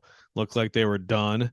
They get a 9th inning pinch hit home run off Vanderbilt's closer, and all of a sudden just destroy Vanderbilt in that series and take off. And here they are in Omaha again. Pretty impressive stuff. I don't know what it means in Omaha, but I just would not count this team out right now.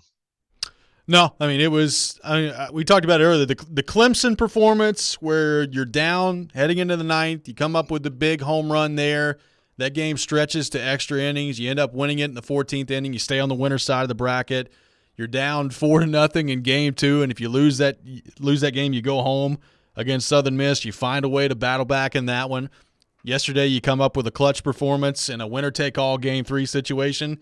It doesn't automatically mean that you're going to go to Omaha and have success, but there are certain things you can point to if you're a Tennessee fan, if you're Tony Vitello, where you've had some big moments, some high-pressure situations, and your team has come through in those moments. And that's a quality that you're going to need to have at some point in Omaha. I don't care how good you are. Like, at some point, you're going to need somebody to come up with either a clutch hit or a big inning coming out of the bullpen, whatever it is. You're going to need that if you're going to win in Omaha. And Tennessee has proven that they have been able to do that so far during the postseason. So it doesn't automatically mean anything come College World Series time in Omaha, but I feel pretty good about that right now if I'm Tennessee and their fans, just the resilience of this team that we've seen at this point in the postseason. Yeah, and Chase Burns, again, you're talking about a huge recruit who had a fantastic freshman year, beach high. I mean, you're talking about a big-time prospect in the 24 draft. And then last year has a great freshman season, probably left in a little bit too long by Tony Vitello in Game 3 against Notre Dame. Gives up the big hits for that game to go Notre Dame's way. And then this year really struggled, along with the rest of the team, really struggling. Gets out of the rotation, he just doesn't have it, for whatever reason. And he's relegated to the bullpen, and you're like, what is going on there? And now it's turned into, really, he's if you need him, he's a 102 mile an hour closer for you, right? Yep. But also he's a guy who can give you 5-6 innings if you need it, like he did against Clemson. He put 99 pitches. So all of a sudden he's this huge weapon to go with 3 really strong starters, and then Halverson is also another guy who I think could be a major leaguer. And there's other, really good arms out of that bullpen. That's where Tennessee, that's where their strength is. That's why yesterday they had such an advantage winning the game, because Southern Miss was low on their best pitchers. And that's where Tennessee in Omaha, obviously the starters have to be great. You're going against the best of the best. I mean, to me, the Tennessee side of the bracket is it's just worse. I mean, I think the top 3 contenders to win it are Wake, LSU, and Florida in order, and Wake and LSU are both on Tennessee's side. So it's going to take some remarkable performances, but you know what? I think they can keep the score down with their pitching, and then you gotta, you're gonna have to have some of these guys come up with big hits, but they've been doing that. What does this say to you about Tony Vitello, the achievement of getting to the College World Series 2 of the past 3 years? Obviously there was the team from last year that had all the attention, and they end up being the team that doesn't make it to Omaha here. But 2 out of 3 years you're in Omaha. We'll see what they do when they get there. But the consistency level that is now being established at Tennessee, the recruiting that's been going on that continues to go well for the Vols, the NIL part of this that they're leaning into. And, Joe, you brought this up earlier. I mean, what a year for Tennessee athletics in general, with both basketball teams making the Sweet 16. We know about the football team going 11-2 and winning the Orange Bowl, and the expectations that they've got heading into this next season. And now Tennessee baseball and softball, both with a College World Series appearance. Yeah, and there's some arguing in the comments on my column at The Athletic about this. I framed it as, this is a golden age right now for Tennessee athletics. And I said, basically you go back. You have to go back to the mid 2000s with, the last major championship with Pat Summitt, Candace Parker, 2008, and dominant, incredible team. But you're going back to, that was 2007, last time football won the division, which I know the divisions are going away, but that's a marker for football excellence. College World Series in 2005, Bruce Pearl, men's basketball, right? All that stuff. From 2009 to 21, my gosh, it was a wasteland. It was just awful. Not everything. Not everything. First of all, softball's been great the whole time, by the way, but there's been some good stuff with basketball, here and there, but pretty bad and embarrassing. And now I say this is a golden era. Now, someone in the comments is like, well, you can't have a golden age or golden era or good old day, whatever you want to call it, if you don't have a championship. I would argue that if you're a Tennessee fan who's basically whatever team in orange is playing, all the teams that draw fans, all the programs are good. they could be better. I know that, it's like Rick Barnes, Kelly Harper, they both made the Sweet 16. You'd like better than that. Softball made the World Series, Orange Bowl, and now Vitello. And I think this is the closest to a championship. Do you have to win a championship to be in the good old days of the golden era? I say it is, because they've got all those programs rolling. But at some point, you want the next step. And here's a chance. I mean, here's a chance for a team in the last 8 teams has a chance to win a championship. But I think the definition of that probably varies from person to person. I think when you have consistent excellence across your whole athletic department, plus you won the All Sports Trophy, that means a lot. Well, it's funny because, Joe, you say all that, and I think Tennessee fans, their mind immediately goes to Danny White. And I think Danny White's done a really good job and is continuing to do a really good job. But, I mean, he didn't hire Vitello. He didn't hire Barnes. He didn't hire Harper. He didn't hire – I mean, he hired Heupel. That was the guy he hired, and that looks really good. Like I said, I think Danny White's doing a really good job. But it is interesting how kind of the coaching part of this has come from a few different administrations at this point. Yes, but he's running the athletic department now. He is. And I think a huge part of it is, are you providing whatever these coaches need to be successful, right? And obviously the biggest question there is baseball, because they've really needed a lot of work. So, look, Tennessee, he came in, I think they were at $140 million budget, and Texas is at $220. Texas #1 in college athletics. But back in those glory days, 05, 06, 07, Mike Hamilton's the AD, Tennessee was top 2-3. Now back then it was like $75 million was top 2-3 in the country. That shows you what has happened with the money in college athletics. But that's what Danny White said. I mean, wrote something last year about this. I mean, like, that's got to get to 200 million, and then even then, once they get to 200 million, Texas will be at 260, but still they're trying to get into that echelon, while ADs right now, some of them are quitting because they're like, oh, now all of a sudden I'm competing with collectives for my donor dollars. But he's got this new this new mixed use thing that he's going to do right on campus. He's finding new ways to get revenue. I know it's not the most exciting conversation around college athletics, but if you're an AD, 2 things you better be great at: finding coaches, which he hasn't had a lot of chance yet, but he hasn't passed stops, and then finding revenue. And in that, it looks like he's pretty elite at this point. Yeah, looks like he's doing really well on that front. 615-737-1025. We'll take your thoughts on the Vols, the Preds, DeAndre Hopkins, everything on the table on our phone and text lines driven by WilsonCountyHyundai.com. 615-737-1025. We'll have more on all that coming up next. But first, Joe Rexrode has a word from our friends at PhD Weight Loss. Yes, I do. I'm happy to tell you about PhD Weight Loss, because we're talking 20 pounds in 6 weeks. But more importantly, feel great, really enjoying the food items they provide.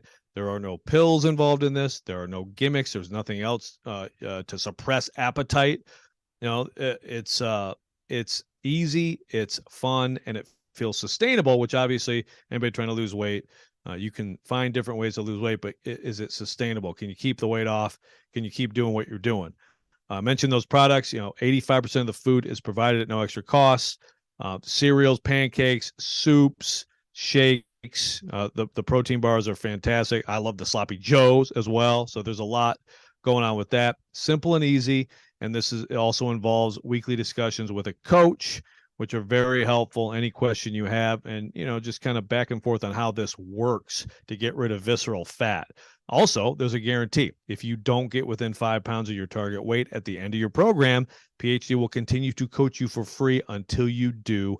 Make sure you check it out at myphdweightloss.com.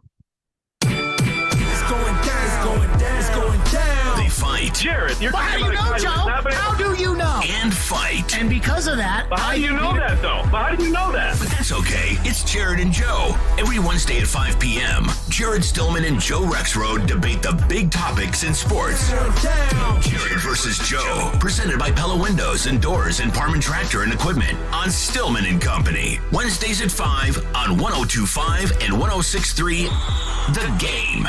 Sounds Baseball is back all week at First Horizon Park. Your Nashville Sounds take on the Atlanta Braves AAA affiliate Gwinnett tonight through Sunday. Bring your dog to the game tonight. Gates open at 5:30 and first pitch is set for 6:35. Get tickets at NashvilleSounds.com. Music City will be rocking June 23rd through the 25th with a different sound. The sound of NASCAR. Start your engine! The Ally 400 is back at Nashville Superspeedway, and this year, it's a night race. NASCAR in Nashville. It's guitars and fast cars under the lights. Visit NashvilleSuperspeedway.com to get your tickets for the triple header weekend, including the Ally 400, Tennessee Lottery 250, and the Rackley Roofing 200 today. Does this sound familiar? Did your agent provide excellent entertainment with their TikTok videos and constant social media posts about themselves while completely ignoring that you hired them to sell your home? Did they tell you how wonderful they were? How many followers they had? They probably never sold your home, but hey, they did get 15 likes on their selfies. Hashtag my clients love me. Don't let that happen to you. Google TJ Anderson Homes and see why the only likes we care about are our clients loving our service. Ask us about our prepay with TJ option and how it can save you thousands. TJ Anderson Homes of Benchmark Realty. Office number 615-432-2919. At Grainger, we're for the ones who pay attention to every little detail. The ones who fuss, tinker, and sweat the small stuff. Because you know the tiniest thing can make the biggest difference when it comes to keeping business moving. We get it. We're the same way. Offering access to product experts to help you quickly and easily find what you need. So whatever your industry, you know you're always getting professional grade products. Call, click Grainger.com, or just stop by. Grainger, for the ones who get it done. The Big Machine Music City Grand Prix is back in Nashville August 4th through 6th and is a must-see experience that has something for everyone to enjoy. 102.5 The Game and 94.9 The Fan has all your coverage leading to the race, including driver interviews with Chase McCabe, ticket giveaways, and much more. You're locked into Robbie and Rex Road. Every morning, first thing. Presented by TJ Anderson Homes of Benchmark Realty on 102.5 and 106.3 The Game and the Game Nashville app. Welcome back in. Final segment of the day. Robbie and Rex Road, 102.5, 106.3 The Game. Robbie Stanley, Joe Rex Road, Michelle Knezovic here with you on this Tuesday morning, taking your thoughts. 615-737-1025. The Vols, the Preds, the conversation we've had about UC Saros, DeAndre Hopkins visiting with the Titans, everything on the table on our text line, 615-737-1025. Jeff in Kingston Springs says, no other school has ever done this, ever. New Year's Six Bowl, men's and women's Sweet 16 in basketball, and men's and women's College World Series. This from Jeff in Kingston Springs on the text line, saying no other school has ever done that. That's pretty impressive from Tennessee. Yeah, I didn't know that no other school had done it, but it makes sense. That's hard to do. That's a lot of programs. Very few schools are strong in all of those programs. Now, Will says TCU is the only one that ever had a college football playoff, NCAA tournament, and then the College World Series in the same year. So that we gave you a little shout out, Will, on TCU. Go Frogs! And yeah, TCU is there this week too. That's an interesting side, TCU Oral Roberts side with Florida. I mean, I like Florida's chances a lot to come out of that side. Ron on the text line says, doesn't it seem like in the last couple of years that Vanderbilt and Tennessee have switched when it comes to success rate? Do you believe that Vanderbilt would be back in contention next year, or does Tennessee now own the rights to Tennessee college baseball? That's from Ron on the text line. Well, look, Tennessee now, obviously Vanderbilt got to the last game 2 years ago, right? And it looked like they were going to win it all. And I think Vanderbilt had a great chance to win it all in 20. In the COVID season, it got wiped away with their two starters. But bottom line is Tennessee swept them, has won 7 straight, and is in Omaha, and Vanderbilt isn't right now. So bragging rights there's no doubt. Long-term success, I don't know. I think they're both going to be really good.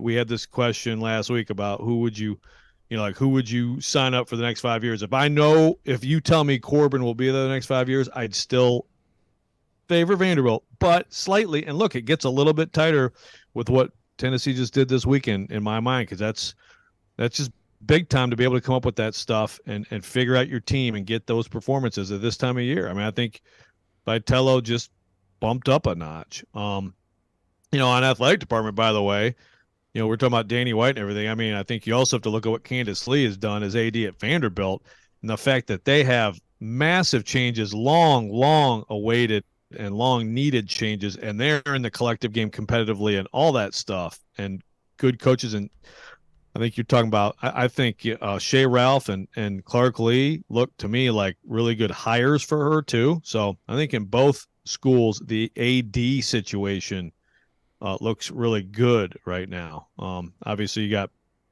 different challenges like with football at Vanderbilt compared to Tennessee, right? I mean, it's just the resources are very different, but I think these baseball programs are both going to be really strong in years to come. And I think that's great for us because we should have, I think we're going to have more weekends where both of them have a chance to get to Omaha in years to come. Joe, your thoughts on Tennessee opening up against LSU to begin the College World Series coming up this Saturday in Omaha? Well, Paul Skeens could be the number one pick, 6'6", 250, just ridiculous Air Force transfer, and he has just been dominant. He's got 21 strikeouts and a walk in this postseason. And their coach Jay Johnson compared him to Michael Jordan in the Super Regional. So, we're talking about, and I've seen some people like, well, maybe you save him for Wake Forest. No, you do not, because you may not get to Wake Forest. You go get to the winners bracket. You beat Tennessee. That's what you do. So, can Tennessee beat him Saturday night, 6:00? I think that. I think Tony Vitello will probably go with Andrew Lindsay, who did not have his best. Has been consistently good. One of the reasons they're here is they found him when Chase Burns got out of the rotation. He didn't have his best up. I'd like him to bounce back. I like his chances of bouncing back. But at the same time, you could make a case to go with Chase Dollander and say, you know what is the absolute best that this pitching staff can bring. Now, I don't know. You can get much better than Drew Beam last night. It's not going to be Drew Beam. I mean, he's going to be later in Tennessee's stay, but I think you make the case you go with Dollander. And if you can get to that winners bracket, that's a huge deal, obviously. So, look, you need to get yourself into a 2-1, 3-2 game, drive up that pitch count, get in the LSU bullpen. I mean, Skeens is absolutely dominant. On the DeAndre Hopkins front, he visited with the Titans yesterday, leaves Nashville without a deal. Diana Receiving reporting that it was a good visit for DeAndre Hopkins and the Tennessee Titans, but he is scheduled to visit the Patriots later this week, that coming tomorrow and Thursday, and then we'll see what happens with Hopkins after that. Joe, I don't view the fact that he didn't sign a contract here as like confirmation that the Titans are no longer interested or that he's not going to end up here at some point. You talked about this yesterday, that you wouldn't be surprised if this situation kind of drags on for a little bit, and we see what the market for DeAndre Hopkins ends up looking like. But the visit is now over with, and he's scheduled to visit with the Patriots tomorrow. And the intriguing thing to me after that, Joe, is there anybody else? Like, is there anybody else that's going to enter into this and kind of throw their name into the hat when it comes to the DeAndre Hopkins situation? But at the moment, still just the Titans and the Patriots coming up later this week, scheduled for a visit, and Bill Belichick was just dying to talk about it yesterday in New England as well. Yeah, and I'm sure he's just going to be an absolute laugh riot during the visit, too. Yes. It's going to be a blast for Hopkins up there. But remember, Charles Robinson told us last week, there are teams that are kind of like, let's see how this plays out. So I think there's other teams that would be interested, and maybe it comes back around to them. I don't think he's going to sign with either of these teams because I don't think they're going to be close to what he wants. And that's where it gets interesting. Are they close enough that he decides, right now I should just take the best that I've got? Or does he say, you know what, I'm not in a rush. I don't have to be with anyone right now. I will wait and see how camp plays out. Inevitably, there are injuries in training camp, in preseason games, et cetera, et cetera. And all of a sudden, a high demand could arise somewhere because of that, and then you sign with someone in camp and you get closer to what you're hoping for. I don't know. I mean, I'm not at all. I would have been actually quite surprised if he would have signed out of here, because that would have told me the Titans were ready to come close to what he's asking for. And to me, he's asking for too much, way too much. But I think this could take a while. Well, and in the meantime, the Patriots going with the visit there, and we'll see whether or not there's another team that gets added to that. And if you're the Titans, how long are you willing to wait on DeAndre Hopkins? That's the other thing. I mean, at some point, you got to figure out what you're doing with your team. They've got the rest of their receiving room set, and you can create some room. You said it earlier, and I guess I would agree. Like, I guess Harold Landry may be the most likely contract to get restructured, if that's the case. Yeah, I mean, it's not the only one. I mean, you can find the room. The cap is real, but stretchable, maneuverable. So, yeah, I mean, you can do different things with whatever you do with Hopkins' deal too. I mean, it's another interesting thing with him is is someone wanting to sign him to a 2-year deal? He's just going to get a year from someone right now. There's a lot of different ways this can go, but the Titans can make this work. And, even as far as, like you said, like you need to know what you're doing. I mean, to me, it's like if you get him, then, okay, now you bump everyone down and you are better. And if you don't get him, this is your room. There could be something else out there, I suppose. But I get the feeling it's either he comes in, everybody knocks down a peg, or they're going with what they've got right now. Joe, which enjoy I know your would trip not back. Excite people. Enjoy your trip back from Hattiesburg. We'll see you back in the Middle Tennessee area tomorrow. That does it for us today here on the program. Chase and Michelle up next. This is 102.5, 106.3 The Game. Stuck at work without a radio? Wait a minute. Disastrous. I hate that. It's got to be there. That's okay. Download the Game Nashville app or go to theGameNashville.com and listen live. We are Nashville's best sports talk, 102.5 and 106.3 The Game. ElectronicExpress.com. We make it happen. Genesis Diamonds has the lowest interest rates on the planet because we never stop thinking about our customers. Right now, you can get 0 interest financing on any purchase. Beautiful tennis bracelets or 5-stone rings starting at only $35 a month. Those 4-carat lab-grown diamond stud earrings, just $115 a month. Get Genesis low price, pay nothing down, and spread your payments over 5 years with 0 interest. Rings, pendants, bands, one-of-a-kind designer jewelry, pre-owned Rolex watches. Now through July 1st only. Only at Genesis Diamonds. Green Hills and Cool Springs. On approved credit, see store for details. If you're hiring, it can feel like you're trying to find a needle in a haystack. You can hope the right person comes along, or you can just use ZipRecruiter. And now you can try it for free at ZipRecruiter.com/radio. In fact, ZipRecruiter has helped a lot of business owners find their needle in a haystack, like Marco, president of operations at Telly Tires and Auto Centers. Because Telly Tires has grown a lot in the last few years, Marco needed to hire everyone from a receptionist to a store manager to a head mechanic. ZipRecruiter helps me find all the right people, even the most difficult jobs to fill. ZipRecruiter helps me keep my business running. Take it from Marco and millions of other businesses who've used ZipRecruiter. ZipRecruiter can help you find the needle in the haystack. See why 4 out of 5 employers who post a job on ZipRecruiter get a quality candidate within the first day. And right now, you can try ZipRecruiter for free. That's right, free at ZipRecruiter.com/radio. That's ZipRecruiter.com/RADIO. ZipRecruiter.com/radio. ZipRecruiter, the smartest way to hire. Texting enrolls you in recurring automated marketing text messages. Consent not required to purchase. Message and data rates may apply.